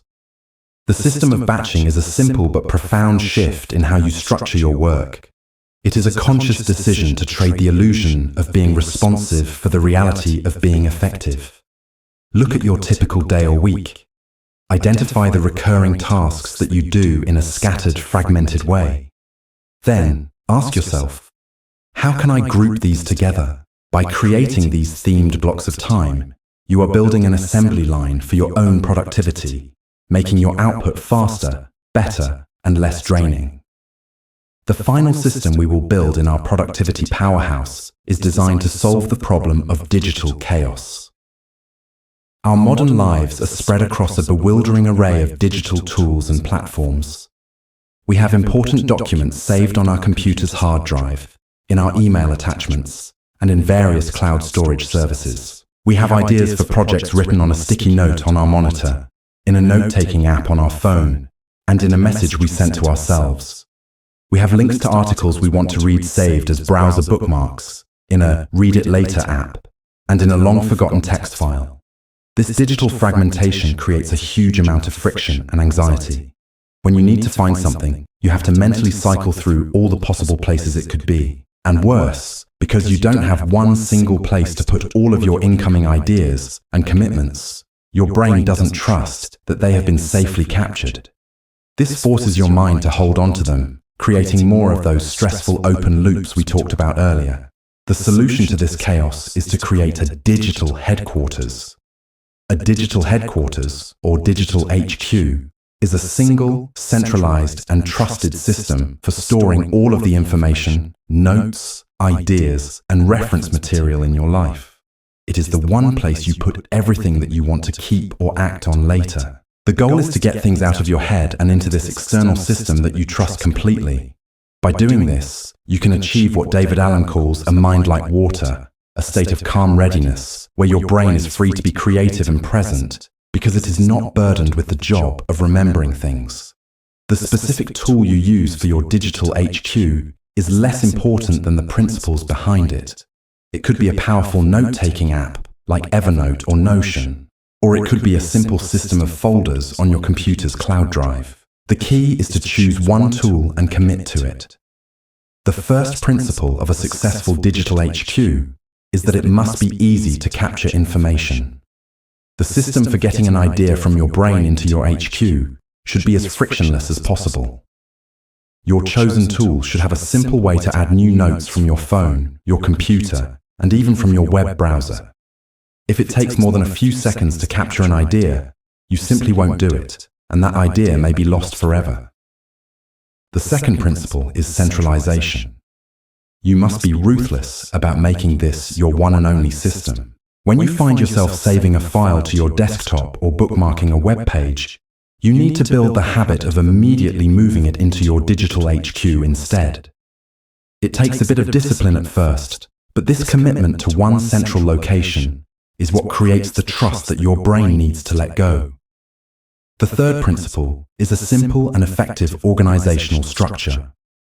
A complicated system with hundreds of tags and nested folders will collapse under its own weight. A simple system is a usable system. One of the best frameworks for this is the PARA method, created by productivity expert Tiago Forte. It stands for projects, areas, resources, and archives. You would create 4 main folders in your digital HQ. The projects folder is for anything you are actively working on that has a deadline and a clear outcome, like plan family vacation or launch new website. The areas folder is for your ongoing areas of responsibility in life that don't have an end date, such as health, finances, apartment, or professional development. This is where you would store things like your workout plans, your budget spreadsheet, or notes on your career. The resources folder is for your general interests and topics you are curious about, like book recommendations, cooking recipes, or leadership articles. Finally, the archives folder is where you move any items from the other 3 folders that are no longer active or relevant. This keeps your active folders clean and uncluttered, while still allowing you to find old information if you ever need it. To make this system run automatically, you need to integrate it with your other productivity systems. Your digital HQ is the destination for the output of your brain dump sessions. After you have cleared your head onto a page, you will process that list and move the actionable items to your calendar or to-do list, and the ideas and notes into the appropriate folder in your digital HQ. It is also the place where you store the information related to the tasks in your time-blocked schedule. When you sit down for your deep work block to draft the quarterly report, you can go to your quarterly report project folder in your HQ and find all of your notes, research, and previous drafts waiting for you in one organized place. This eliminates the startup friction of having to hunt down the information you need before you can begin the actual work. Building a digital HQ is a project that might take an afternoon to set up, but it is a system that will pay you back with a lifetime of clarity and control. You are creating a second brain, an external extension of your own mind that is perfectly organized, searchable, and reliable. This frees your actual brain to do what it does best, to think, to create, and to solve problems. By combining the immediate action of the 2-minute rule, the intentional structure of time blocking, the efficiency of batching, and the organizational clarity of a digital HQ, you have constructed a truly formidable productivity powerhouse. You have built a machine that clears away the clutter, protects your focus, and channels your energy toward the work that truly matters. You have designed a system where productivity is not a struggle, but the natural and inevitable outcome. Chapter 5. Systemizing your growth. In our journey so far, we have built powerful systems to manage our finances, to optimize our health and energy, and to supercharge our productivity. We have learned how to automate the essential components of a stable and effective life. But now we arrive at the most exciting part of the process. This chapter is not just about maintaining your life, it is about elevating it. It is about building systems that ensure you are not the same person a year from now that you are today. It is about installing an engine for continuous, lifelong learning and personal evolution. For many people, personal growth is a haphazard affair.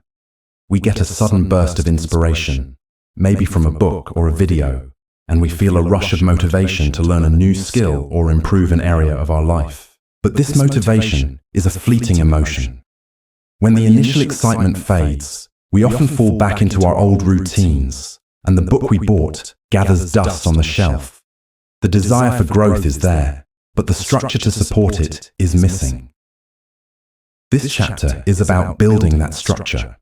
We are going to design systems that make learning and self-improvement an automatic and consistent part of your daily and weekly routine, not just something you do when you feel inspired. We will explore how to build a deliberate learning habit that compounds your knowledge over time, how to architect your environment to make learning the default choice, how to use a powerful mental model for truly understanding new concepts, and how to create a weekly ritual that acts as the steering wheel for your entire life.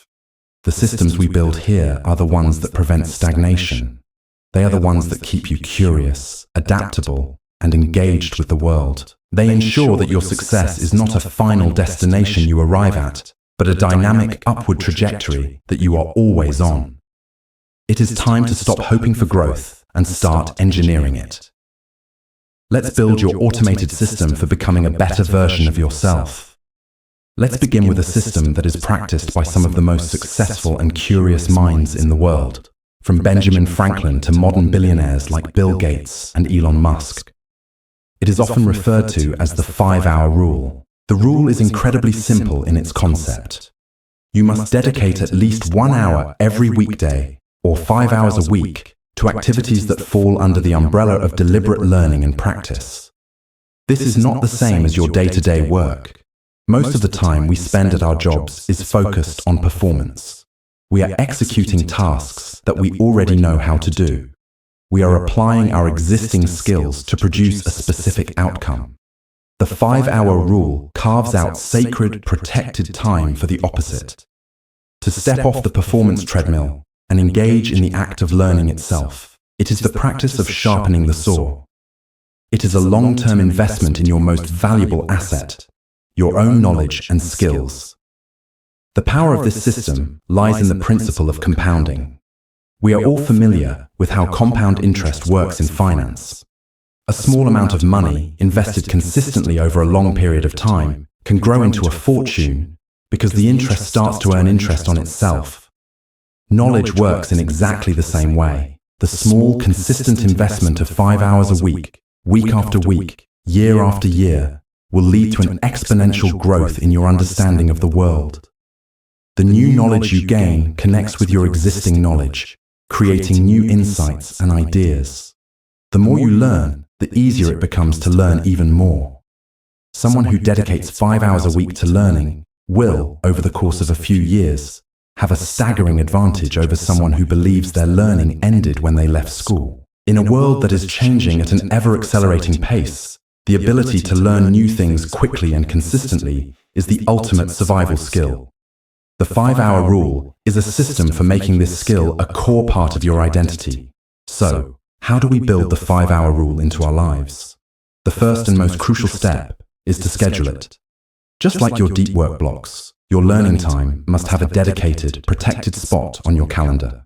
If you leave it to chance, if you tell yourself, "I'll do it when I have some free time," it will never happen. You must treat your learning appointments with the same seriousness as a meeting with your most important client. You could schedule 30 minutes of reading before you start your workday and another 30 minutes during your lunch break. You could block out the hour from 8 p.m. to 9 p.m. every evening. You could dedicate a longer 2.5-hour block on both Saturday and Sunday morning. The specific timing does not matter. The only thing that matters is that you schedule it and you stick to it. This is your non-negotiable investment in your own future. The second step is to define what counts as learning. The 5-hour rule is typically broken down into 3 pillars. The first, and most common, is reading. This is about the intentional consumption of high-quality information. It's about reading books, both fiction and non-fiction, that challenge your thinking. It's about reading long-form articles, industry journals, and scientific papers. It is not about mindlessly scrolling through social media or reading clickbait headlines. It is a focused and deliberate act of acquiring new knowledge. The second pillar is reflection.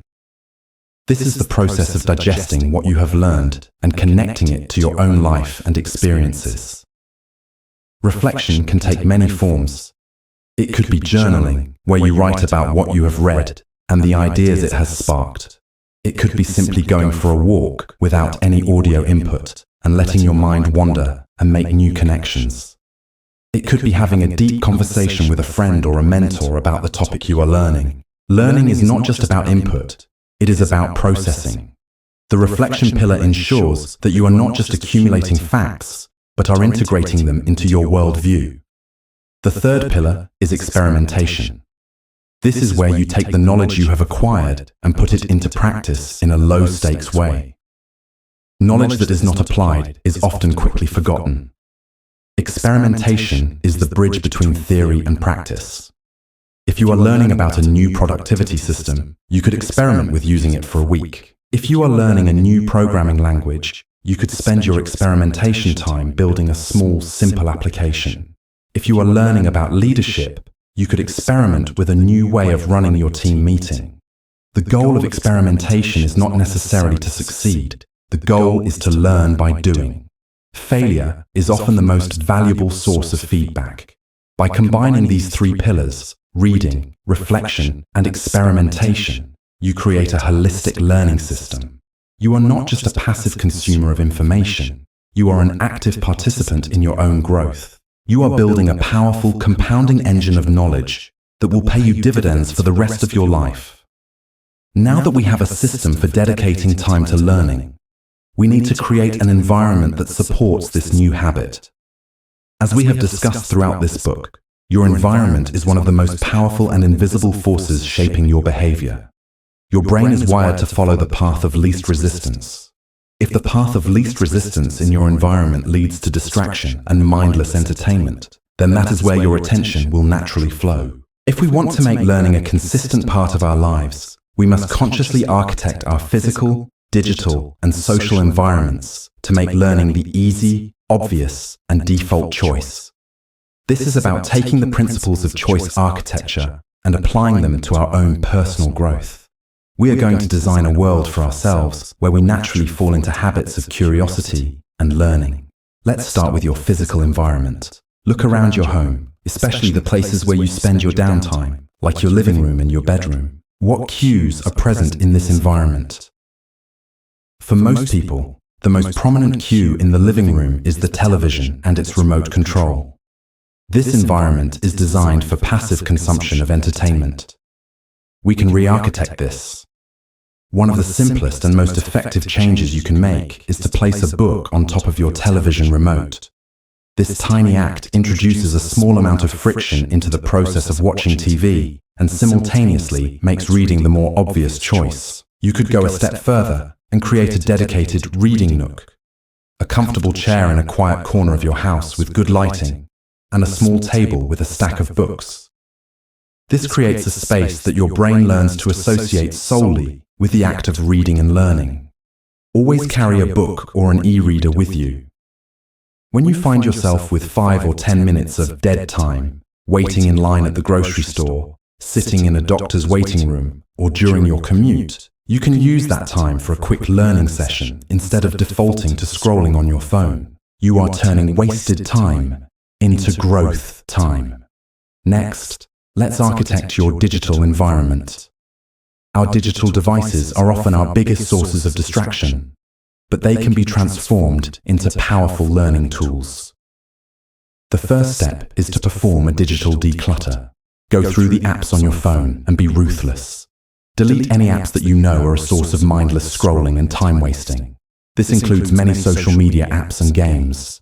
By removing the app, you are removing the cue and making it much harder to fall into the old habit.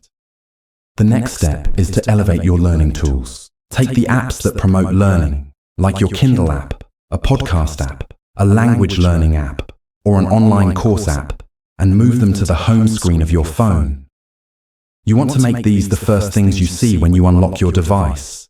You can then curate your digital inputs. Unsubscribe from all the marketing and junk email newsletters that clutter your inbox. Instead, subscribe to a handful of high-quality newsletters from thinkers and writers you admire. Curate your social media feeds. Unfollow accounts that provide no value and actively seek out and follow experts, scientists, historians, and artists. You can transform your feed from a stream of distractions into a personalized learning stream. Finally, we must architect our social environment. The people you spend time with have a profound influence on your mindset, your conversations, and your ambitions. You are the average of the 5 people you associate with most. If you want to build a system for growth, you must surround yourself with people who are also curious, growing, and learning. This doesn't mean you have to abandon your old friends. It simply means you should make a conscious effort to bring new influences into your life. You could join a book club. This provides a structure for reading and a forum for discussing ideas, which deepens your understanding. You could find a mentor, someone who is where you want to be in your career or life, and ask to meet with them for coffee once a quarter. You can proactively seek out conversations about the topics you are learning. When you meet with friends, instead of just talking about the news or other people, you can share something interesting you have been reading and ask for their perspective. By doing this, you are not only reinforcing your own learning, but you are also elevating the quality of your relationships. Your environment is not static. It is something you have the power to shape. By consciously designing your physical, digital, and social worlds, you are building a powerful, ambient system that constantly nudges you towards learning and growth. We have a system for scheduling our learning, and an environment that encourages it. Now we need a system for ensuring that we are truly understanding the material we are consuming. It is very easy to fall into the illusion of competence. We read a chapter of a book or watch a documentary, and we feel like we understand the topic because we can recognize the terms and follow the arguments. However, this passive familiarity is very different from true, deep understanding. A powerful system for breaking through this illusion and building genuine knowledge is known as the Feynman technique, named after the Nobel Prize-winning physicist Richard Feynman. He was renowned for his ability to explain incredibly complex scientific concepts in simple, intuitive terms. This technique is the system he used to achieve that level of clarity, and it is a tool you can use to learn anything more effectively. The Feynman technique consists of 4 simple steps. Step 1. Choose a concept you want to understand. Take a blank sheet of paper from a notebook and write the name of the concept at the top. Let's say you want to truly understand the idea of natural selection. You would write natural selection at the top of the page. Step 2. Pretend you are teaching the concept to a child. Below the title, you will write out an explanation of the concept using the simplest language possible. You must avoid using any jargon or complex vocabulary associated with the topic. Instead, you must rely on simple words, basic concepts, and concrete analogies. For example, you wouldn't just say, natural selection is the differential survival and reproduction of individuals due to differences in phenotype. You might start by saying, imagine a group of giraffes. Some are born with slightly longer necks than others, just by chance. When food is scarce, the giraffes with the longer necks can reach more leaves on the tall trees. Because they can get more food, they are healthier and more likely to survive and have babies. And their babies are more likely to also have long necks. Step 3 is the most crucial part of the process. As you are writing out this simple explanation, you will inevitably hit a point where you get stuck. You will find a part of the concept that you can't explain simply. You might realize that you have to use the jargon because you don't actually understand the underlying mechanism. Or you might find that your analogy breaks down. These moments of struggle are pure gold. You must circle these areas on your page. These are the precise points where your understanding is weak. You have just used the technique to identify the exact boundaries of your knowledge. The illusion of competence is shattered, and you now have a clear map of what you don't know. Step 4 is to go back to your source material and fill in the gaps. You will return to the book, the article, or the lecture. But this time, you are not just passively rereading. You have a specific mission. You are laser-focused on finding the information you need to fill the holes you have just identified. Once you feel you have a better grasp on those weak points, you return to your sheet of paper and try to refine your simple explanation. You repeat this process of explaining, identifying gaps, and returning to the source material until you can explain the entire concept from start to finish in simple, clear, and concise terms. If you have done this successfully, you will have moved from merely recognizing the concept to truly understanding it at a fundamental level. The Feynman technique is a system for active, engaged learning. It transforms learning from a passive act of consumption into an active process of creation and simplification. It is a mental workout that builds true intellectual muscle. You can use this system for anything you want to learn, from a complex scientific theory to a new business strategy, to a concept from a self-help book. It is your automated system for building a mind of clarity and deep understanding. We have now established systems for the input of knowledge, but to create a true upward spiral of growth, we need a system for reflection and course correction. This is the master system that ties everything else together. It is the practice that ensures you are not just running your systems on autopilot, but that you are consciously and intentionally steering your life in the direction you want to go. This is the system of the weekly review. Life moves incredibly fast. Days turn into weeks, and weeks turn into months. Without a dedicated system for pausing and reflecting, it is easy to drift off course, to repeat the same mistakes, and to lose sight of our larger goals. We get so caught up in the urgent tasks of the day-to-day that we forget to ask if we are working on the right things. The weekly review is a scheduled appointment with yourself to rise above the chaos, gain perspective, and intentionally design your upcoming week.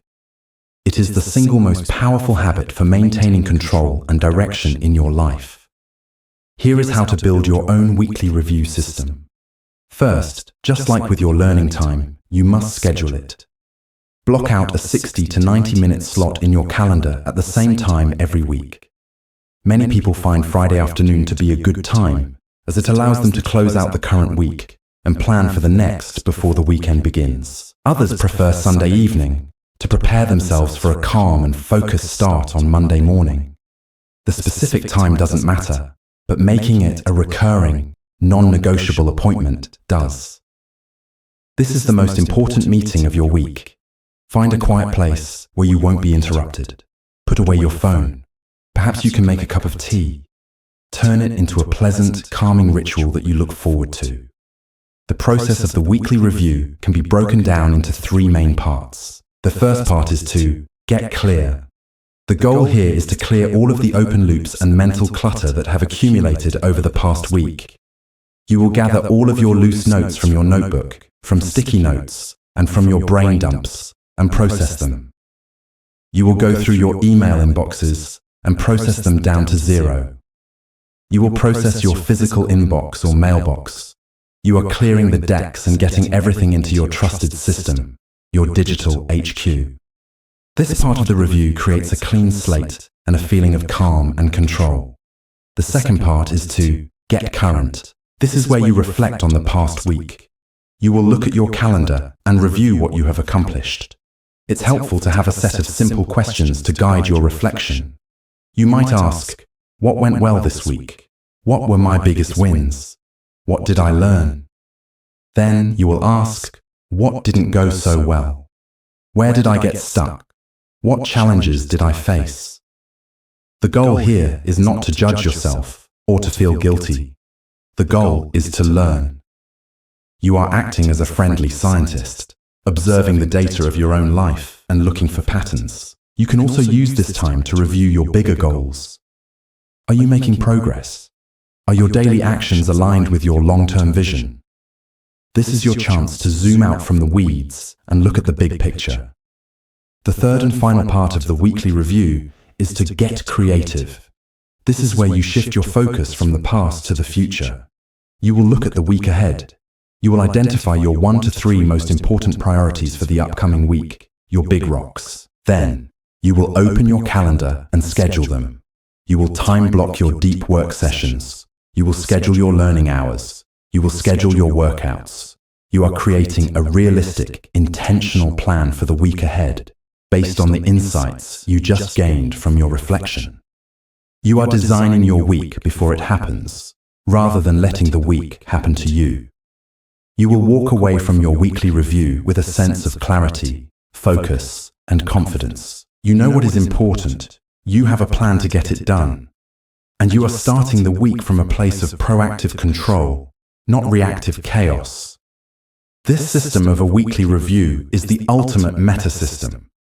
It is the system that governs all of your other systems. It is where you check to see if your financial autopilot is working, if your health engine is running smoothly, and if your productivity powerhouse is producing the right results. It is your dedicated time for conscious, intentional course correction. It is the habit that ensures you are not just busy, but are moving in the right direction. By systemizing your growth through the 5-hour rule, by designing a learning environment, by mastering the Feynman technique, and by committing to a weekly review, you have done something remarkable. You have built a life that is not just designed for stability, but is designed for perpetual evolution. You have become the architect of your own upward spiral. Chapter 6. The Resilient System. We have reached the final and perhaps most important stage in our journey of construction. Over the previous chapters, you have been the architect and the engineer. You have laid the foundation with a new operating system for your life. You have built the powerful engines of financial stability, physical energy, and focused productivity. You have even designed a sophisticated guidance system for your own continuous growth. The machine is built, The blueprints have been turned into a functioning reality. But any experienced engineer will tell you that the work does not end when the construction is complete. A machine, no matter how perfectly designed, requires maintenance. It must be able to withstand the unpredictable weather of real life. It will inevitably face stress, strain, and the occasional breakdown.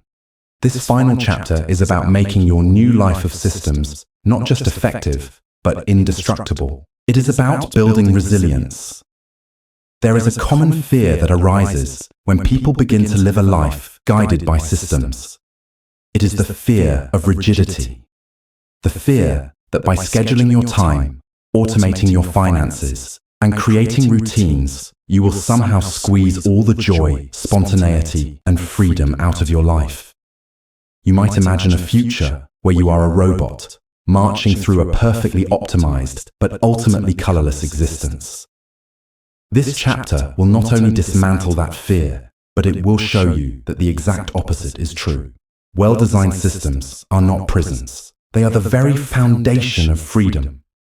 We will explore how to make your systems flexible and adaptable through the philosophy of small, continuous improvements. We will create a clear, compassionate, and effective protocol for what to do when your systems inevitably fail, because they will. And finally, we will solidify the most important system of all, the mindset that makes automated success your new, unshakable default. This is where we learn how to maintain, adapt, and restart. This is where we ensure that the incredible machine you have built will serve you for a lifetime. Let us begin by tackling that fear of rigidity head-on, for it is a ghost that haunts many people on the path to a more organized life. We have a romantic attachment to the idea of freedom as a complete absence of structure. We picture the free spirit who wakes up each day and does whatever they feel like in the moment. While this sounds appealing in a movie, in the reality of most of our lives, a lack of structure does not lead to a feeling of expansive freedom. It leads to a feeling of constant, low-grade anxiety and decision fatigue. The person with no systems is not truly free. They are, in fact, a slave to the whims of the moment, to the tyranny of the urgent, and to the relentless pressure of making hundreds of small, draining decisions every single day. Imagine a person we will call Chaos Charlie. Charlie prides himself on his spontaneity. He has no financial system. When his paycheck arrives, it's a free-for-all. He spends based on his mood. This feels liberating for a moment, but it means he is constantly worried about whether he will have enough money to cover his rent at the end of the month. An unexpected car repair sends him into a spiral of panic. The freedom from a financial plan has imprisoned him in a cage of financial anxiety. Charlie has no health system. He eats whatever he feels like, whenever he feels like it. He exercises only when a rare burst of motivation strikes. This freedom from a routine results in low energy, poor sleep, and a body that cannot support his ambitions. He is imprisoned by his own physical limitations. Charlie has no productivity system. His workday is a chaotic reaction to whatever email is screaming the loudest. He is free from a schedule, but this means he is a servant to everyone else's priorities. He ends his days feeling exhausted but unaccomplished, imprisoned by a sense of professional stagnation. The life of unstructured freedom is an illusion. It is a life of reactivity, a life lived on the back foot, a life of being constantly buffeted by the winds of circumstance. Now, let's imagine another person, a person you are in the process of becoming. Let's call her System Sarah. Sarah has built the systems we have discussed in this book. She has an automated financial system. The day she gets paid, her savings are automatically transferred, her investments are made, and money is set aside for her fixed bills. This is not restrictive. This is the ultimate freedom. The money left in her spending account is hers to use with zero guilt.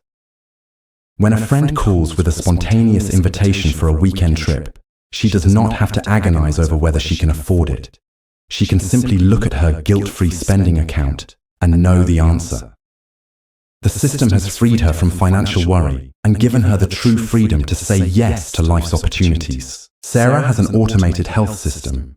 She has a simple, default breakfast. She meal preps on Sundays, and she has a consistent workout schedule. This does not make her a robot. It means she doesn't waste an ounce of mental energy on the mundane decisions of what to eat or when to exercise. This frees up her mind and provides her with an abundance of physical energy. This energy is the fuel for her true freedom, the freedom to be creative at her job, to be present and playful with her family, and to pursue her hobbies with passion. The system has freed her from the prison of low energy and poor health. Sarah has an automated productivity system. Her days are time-blocked. She knows when she will do her deep work and when she will handle her emails. This does not make her inflexible. It is the very thing that creates flexibility. Because she accomplishes her most important tasks in protected, focused blocks, she finishes her workday on time, with a sense of completion. When an unexpected crisis arises, it doesn't derail her entire week because she has a solid structure to return to. Her system provides the stability that allows her to handle the unpredictable. The system has freed her from the prison of professional chaos and given her the freedom to truly excel at her work and then to switch off and enjoy her personal life. The paradox is this: true freedom is not the absence of structure. True freedom is the result of structure. The systems you build are like the sturdy hull of a ship. They do not restrict your journey. They are the very thing that makes the journey possible. They handle the mundane mechanics of keeping the ship afloat and on course, which frees you, the captain, to focus on navigating the vast, open ocean of life. Your systems automate the essential, which liberates your mind to be fully present for the exceptional. The routine of your morning system frees you to have a genuine, unhurried conversation with your partner. The automation of your finances frees you to be generous with a friend in need. The structure of your workday frees you to be completely spontaneous and unplugged in the evening. Stop seeing systems as a cage. Start seeing them for what they are: the key that unlocks the door to a life of genuine, expansive, and stress-free freedom. The second key to building a resilient, freedom-enhancing set of systems is to understand that your systems should not be rigid, brittle structures that shatter under pressure. They must be living, breathing, and adaptable. A system that is perfect for you today may not be perfect for you in a year or even in a month. Your life will change. Your goals will evolve. You will get a new job, start a family, move to a new city. Your systems must be designed to evolve with you. The philosophy that will guide this evolution is a powerful Japanese concept known as Kaizen. Kaizen translates roughly to good change or continuous improvement. It is a philosophy that was born in the manufacturing plants of post-war Japan, most famously at Toyota, and it was a key reason for their rise to global dominance. The core idea of Kaizen is to reject the pursuit of sudden, revolutionary change and instead embrace a process of small, incremental, and continuous improvements. It is about making things just 1% better every single day. This approach is the complete opposite of how most people approach self-improvement. We are a culture of grand gestures. We decide we want to get in shape, so we commit to a punishing 2-hour workout every day. We decide we want to get our finances in order, so we create a painfully restrictive budget that eliminates all joy from our lives. We go all in, relying on a massive burst of initial motivation. But this approach is fragile. It is unsustainable. The first time we miss our 2-hour workout, we feel like a failure and quit. The first time we break our budget, we throw up our hands and give up. The Kaizen approach is designed for resilience. It understands that small, consistent progress is infinitely more powerful than a short-lived burst of massive effort. It is about building a habit of improvement itself. So, how do we apply the Kaizen philosophy to the systems we have built? It means you must become a gentle and curious tinkerer in your own life. You will look at your systems not as finished products, but as works in progress that can always be made a little bit better. This is not a stressful process. It is a playful one. You are an engineer looking for small ways to optimize your machine. You can even build this into your weekly review system. Dedicate a small part of your review to asking one simple question. What is one small, 1% improvement I can make to one of my systems this week? Let's look at some concrete examples for each of the systems we have built. For your financial autopilot, a Kaizen improvement could be incredibly small. Perhaps this week, you log into your automatic savings transfer and you increase the amount by a tiny, almost unnoticeable $5 per paycheck. It's not a life-changing amount, but over a year, that is an extra $130 saved, and you will not have even felt the difference. Another Kaizen improvement could be to review your subscriptions and find one single small service you are no longer using and cancel it. You are not trying to overhaul your entire budget. You are just looking for one small leak to plug. Every few months, you might increase your retirement contribution by just 1%. Small, painless adjustments, made consistently over time, are what lead to true wealth. For your health and energy engine, the opportunities for Kaizen are endless. If you have built a habit of a 10-minute walk every day, your 1% improvement this week might be to make it an 11-minute walk. It is so small that your brain will not resist it. If you are trying to drink more water, your improvement might be to simply take one extra sip from your water bottle every time you pick it up. If you're working on your sleep system, you might set your pre-bed alarm to go off just 5 minutes earlier. These are not dramatic overhauls. They are tiny tweaks at the edges. But that 11-minute walk eventually becomes 15, then 20. That extra sip of water adds up to an extra glass per day. That extra 5 minutes of winding down leads to deeper, more restorative sleep. You are slowly, gently, and unstoppably moving the needle in the right direction. For your productivity powerhouse, you can apply Kaizen to your time blocks. Perhaps you make your deep work block just 10 minutes longer this week. Or maybe you identify one small recurring task that you do and spend 15 minutes creating a simple checklist for it, so you never have to waste mental energy thinking about the steps again. A Kaizen improvement to your batching system might be to identify one more small task you can group with others. For example, maybe you add water the plants to your weekly cleaning hour batch. A Kaizen improvement to your digital HQ could be to take just 5 minutes to clean up the downloads folder on your computer and move the important files to their proper home. You are not trying to perfectly organize your entire digital life in one afternoon. You are just making it 1% better than it was yesterday. For your systemized growth, you can make your 5-hour rule habit 1% better. You could commit to reading for just 5 more minutes each day. You could add one more reflective question to your journaling practice. During your weekly review, you could identify one small experiment to run in the week ahead, based on something you have learned. The beauty of the Kaizen approach is that it is sustainable forever. It doesn't rely on motivation. It relies on a gentle, consistent, and curious process of refinement. It removes the pressure of perfection and replaces it with the joy of progress. Remember the power of compounding. A 1% improvement every day means you will be over 37 times better by the end of a year. Your systems are not meant to be static. They are meant to be dynamic. Embrace the identity of a lifelong learner and a continuous improver. Be the engineer who is always looking for that next small tweak that will make their amazing machine run just a little bit smoother.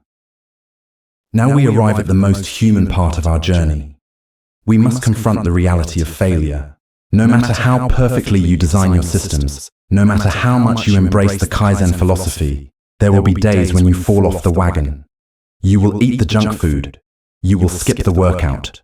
You will blow your budget. You will waste an afternoon on social media. You will forget to do your weekly review. These moments are not a possibility. They are an inevitability. For most people, this is where the entire journey of self-improvement comes to a screeching halt. A single failure is interpreted as a total defeat. The inner critic goes on the attack, with thoughts like, "See, I knew I couldn't do this. I'm just not a disciplined person. I might as well just give up." This toxic cycle of failure and self-flagellation is the single biggest reason why most people fail to create lasting change. A resilient system is not a system that never fails. A resilient system is one that anticipates failure and has a clear, compassionate, and effective protocol for restarting. The most important habit you will ever build is the habit of getting back on track. Your success is not determined by your ability to be perfect. It is determined by the speed at which you recover from imperfection. To do this, we are going to build your system debugging protocol. Just like a computer programmer, when a piece of your code isn't working, you don't throw out the entire program and declare yourself a terrible programmer. You calmly and methodically go through a process to find the bug and fix it. You are going to learn to do the same thing with the systems of your life. Your system debugging protocol has 5 simple steps. The first and most important step is to acknowledge the failure without judgment. The moment you realize you have fallen off track, you must consciously silence your inner critic. Do not berate yourself. Do not wallow in guilt. Guilt is a useless emotion that only drains your energy and makes it harder to restart. Instead, you will adopt the mindset of a curious and compassionate scientist. You will simply observe the data. The data is that the system failed. Your only response should be, "That is interesting. I wonder why that happened." This shift from self-judgment to gentle curiosity is the master skill of resilience. You are treating the failure not as a reflection of your character, but as a valuable piece of feedback about the design of your system. The second step is to identify the precise point of failure. You must go back to the fundamental blueprint of all habits, the habit loop. Ask yourself, where did the system break down? Was it a problem with the cue, the trigger that is supposed to start the habit? Was it a problem with the routine, the action itself? Or was it a problem with the reward, the payoff that solidifies the loop? For example, let's say you skipped your morning workout. Was the cue missing? Did you forget to lay out your workout clothes the night before? Was the routine the problem? Was the workout you had planned too long or too intense for the energy you had that morning? Was the reward the issue? Did the immediate reward of staying in a warm bed feel more powerful than the delayed reward of feeling good after a workout? You need to become a detective and pinpoint where the chain was broken. The third step is to diagnose the root cause. Now that you know where the system failed, you need to understand why. Let's continue with the missed workout example. If the cue was the problem and you forgot to lay out your clothes, why did you forget? Were you too tired the night before? Was your evening routine rushed? If the routine was the problem and it felt too difficult, why did it feel that way? Are you not getting enough sleep? Are you trying to progress too quickly? This is where you have to be brutally honest with yourself, but again, without judgment. Maybe the root cause is that you simply hate the workout you have chosen. Maybe you are trying to force yourself to be a runner when you would be much happier doing a dance class. Maybe your system failed because it was poorly designed for the person you actually are, not the person you think you should be. Another common root cause is a major life disruption. Perhaps you had a sick child, a crisis at work, or you were traveling. In these cases, the system didn't fail because it was badly designed. It failed because your life context changed dramatically. The system needs to be adapted or temporarily paused during these times. The fourth step is to redesign and relaunch. Based on your diagnosis, you will make a specific, concrete adjustment to your system. This is crucial. You do not just promise to try harder next time. Trying harder is a willpower-based strategy, and we know that is a recipe for failure. You must change the system itself. If you discovered the cue was the problem, your redesign might be to set a recurring alarm on your phone for 10 p.m. every night that says, "Lay out your workout clothes." If the routine was too difficult, your redesign is to make it ridiculously easy. You will say, "Tomorrow, my only goal is to put on my workout clothes and do 5 minutes of stretching." That's it. You are lowering the bar for success to a point where it is almost impossible to fail. You are making the restart as frictionless as possible. If you discovered you hate your chosen workout, your redesign is to spend some time this week exploring other forms of movement that you might actually enjoy. You are not fighting your nature. You are building a system that aligns with it. The fifth and final step is to celebrate the restart. This is the step that almost everyone misses, but it is the key to building long-term resilience. The moment you successfully get back on track, you must consciously acknowledge it and give yourself credit. The act of restarting is a victory in itself. It is a far more important skill than the skill of being perfect. So when you do that 5-minute workout after a week of doing nothing, you will take a moment to say to yourself, I did it. I got back on track. I am proud of myself for showing up. This positive reinforcement strengthens the habit of restarting. You are teaching your brain that getting back on track feels good. You are rewiring your identity from someone who quits after a failure to someone who is resilient, someone who always, eventually, finds their way back to the path. By consistently applying this 5-step debugging protocol, you will transform your relationship with failure. Failure is no longer a scary monster that ends your journey. It is simply a helpful signpost, pointing you toward a better, stronger, and more resilient system. We have now come full circle. We began this journey by identifying the invisible scripts that run our lives, the default settings we never consciously chose. We have spent the rest of our time together learning how to become the lead programmer of our own existence, designing and installing new systems for every major area of our lives. The ultimate goal of all of this work is to arrive at a new default. It is a fundamental shift in your entire mindset and identity. You are no longer the person who hopes for success, who waits for motivation, or who relies on heroic bursts of willpower. You have become a systems thinker. You now see the world not as a series of random events and overwhelming challenges, but as a collection of systems that can be understood, designed, and optimized. This new identity is the most resilient system of all.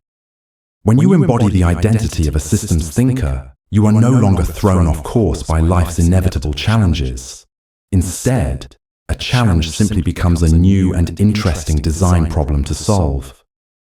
If you find yourself in a new situation where you feel stressed or overwhelmed, your new default question will be, what system could I build here to make this easier? If you find yourself consistently failing at a particular goal, your new default will not be self-criticism, but a curious process of debugging and redesign. You have moved from being a passive victim of your circumstances to being the active architect of your reality. Your success is no longer a matter of chance, it has become a matter of design. Your health is no longer a matter of good luck, it is the natural outcome of your well-oiled energy engine. Your financial security is no longer a source of hope and prayer. It is the inevitable result of your automated financial machine. You have built a life that is designed to move forward, to improve, and to succeed, even on the days when you don't feel motivated, even on the days when you are tired, and even on the days when you are not consciously thinking about it. You have built an engine for a successful life. And now, all you have to do is let it run. Conclusion: your engine is running. We have reached the end of this book, but we are at the very beginning of your new life. Take a moment to look back at the journey we have taken together. We started on the hamster wheel, feeling busy but unproductive, feeling the gap between the life we had and the life we dreamed of. We began by simply becoming aware of the invisible scripts and the flawed reliance on willpower that were keeping us stuck. From that simple awareness, we began a process of conscious, deliberate construction. We became architects. We laid down the blueprints for a new way of living, a life built not on the shifting sands of motivation, but on the solid bedrock of systems. We built your financial autopilot, a silent machine that works tirelessly in the background, to build your wealth and secure your future, freeing you from the constant low-grade hum of money anxiety. We assembled your health and energy engine, a holistic system designed to provide you with the vitality and mental clarity that are the true fuel for all of your ambitions. We constructed your productivity powerhouse, a command center for your focus that allows you to thrive in an age of distraction and produce meaningful work that you can be proud of. We installed a sophisticated guidance system for your personal growth, ensuring that you are always learning, evolving, and becoming a better version of yourself. And finally, we have stress-tested our creation, learning how to make our systems resilient, adaptable, and compassionate, transforming them from rigid cages into the very foundation of our freedom. The work has been done. The machine has been built. Your engine is running. But the most beautiful and profound aspect of this new way of living is something we have only touched on. It is the ripple effect.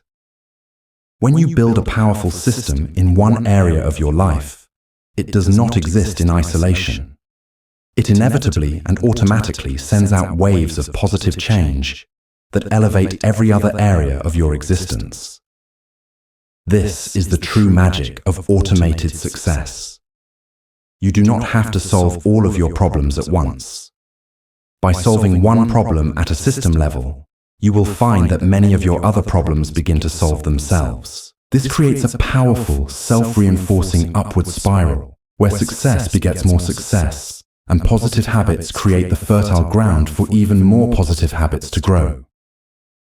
Consider the person who starts by building their financial autopilot. They set up the automatic transfers to savings and investments. They create a system to pay down their debt. On the surface, this is a purely financial change. But what are the ripples? As their debt shrinks and their savings grow, their level of stress plummets. This reduction in chronic stress has a direct and measurable impact on their physical health. They sleep better. Their immune system gets stronger. They no longer engage in stress eating or other unhealthy coping mechanisms. The financial system has automatically created a positive ripple in their health system. With less stress and better sleep, they find they have more mental and physical energy. This newfound energy makes it dramatically easier to start and stick with a consistent exercise routine. The health system is now running more smoothly, powered by the positive effects of the financial system. With more energy and a clearer mind, they arrive at work feeling more focused and engaged. They have the cognitive resources to do deep, meaningful work. Their productivity soars. This increased performance gets them noticed. It leads to new opportunities, new projects, and eventually a promotion and a raise. Their productivity system, which was fueled by their health system, has now created a positive ripple that flows right back into their financial system, giving them more resources to save, invest, and accelerate their journey to financial freedom. Do you see the beautiful, interconnected loop? A single, well-designed system sets off a chain reaction of positive improvement across the entire spectrum of a person's life. Let's look at it from another angle. Imagine a person who starts by building their health and energy engine. They commit to the sleep system. They get consistent, high-quality rest for the first time in years. The most immediate ripple is a dramatic improvement in their mood and their cognitive function. They are more patient, more optimistic, and better at regulating their emotions. This has a profound effect on their relationships. They are a more present and loving partner. They are a more patient and engaged parent. They are a more supportive and positive friend. Their health system has created a massive positive ripple in their social and family life. With a clearer mind, they are better at planning and problem solving. They find it easier to sit down and design their financial system, something that always felt too overwhelming before. They also find they have the discipline and focus to stick to their time-blocked schedule, making their productivity system more effective. The foundation of health becomes the launching pad for improvements in every other domain. This ripple effect is the ultimate testament to the power of systems thinking. You begin to see your life not as a series of separate, unrelated compartments, but as a single, integrated ecosystem. A healthy ecosystem is one where every part supports every other part. When you build a system, you are not just fixing a single problem. You are improving the health of the entire ecosystem. You are raising the tide for all the boats in your harbor. This is why this journey is so hopeful and empowering. You do not need to be perfect. You do not need to change everything at once. You simply need to start. Pick one area, any area that feels like the biggest point of friction in your life right now, and begin the work of building one small, robust system. Then, have faith in the ripple effect. Trust that by solving that one problem at its root, you are planting a seed that will grow and bear fruit in ways you cannot yet even imagine. This journey of building a life on systems also has a ripple effect that extends beyond you. As you become a calmer, more focused, and more effective person, you naturally have a positive impact on the people around you. When you are not constantly stressed about money or overwhelmed by your to-do list, you have more bandwidth to be there for others. You have the mental space to truly listen to a friend who is struggling. You have the energy to volunteer for a cause you believe in. You have the patience to teach your children the principles of responsibility and design. The systems you build for yourself are not a selfish act. They are a gift to your family, your colleagues, and your community. By getting your own house in order, you create the stability and strength from which you can contribute to the world in a more meaningful way. You cannot pour from an empty cup. Your systems are what keep your cup full. And so we arrive at the end, which is really a beginning. The principles and techniques in this book are not a magic pill. They are a set of tools. They are a box of wrenches, screwdrivers, and blueprints that you can use to build and maintain the incredible machine of your life. But your life will continue to change, and that is a wonderful thing. Your goals will become more ambitious. Your passions will evolve. The world will present you with new challenges and new opportunities. This means that your work as the architect is never truly done. You will need to return to your blueprints again and again. You will use the Kaizen philosophy to continually refine and improve your systems. You will use your debugging protocol to fix them when they break. You will have the joy of designing and installing entirely new systems for new areas of your life that you have not even considered yet. This is not a burden. This is the great and exciting adventure of a consciously designed life. You now have the skills not just to build a life, but to redesign it, to reinvent it, and to continually align it with your deepest values and your highest aspirations. This book is the beginning of a conversation. It is a starting point on a lifelong journey of learning, designing, and growing. The journey of building and refining our systems is one that we do not have to take alone. There is a vast and growing community of people who are committed to living a more intentional, effective, and meaningful life through the power of systems. If these ideas have resonated with you, if you have felt a spark of recognition and a desire to continue exploring how to build a life of automated success, then I invite you to join us. The conversation continues, and we are all learning and growing together. You now have everything you need. The knowledge is yours. The tools are in your hands. You understand that willpower is a myth, that the habit loop is your blueprint, that the default is your most powerful lever, and that systems are the true foundation of freedom. You are no longer the passive passenger, being tossed about by the chaotic currents of life. You are the pilot, sitting calmly at the controls with a clear flight plan and a powerful, reliable engine humming beneath you. The life you have always dreamed of is not something you need to wish for anymore. It is something you can now design. You are the programmer. You are the engineer. You are the architect. The engine you have built is powerful. The fuel tank is full. Now all that is left to do is to fly.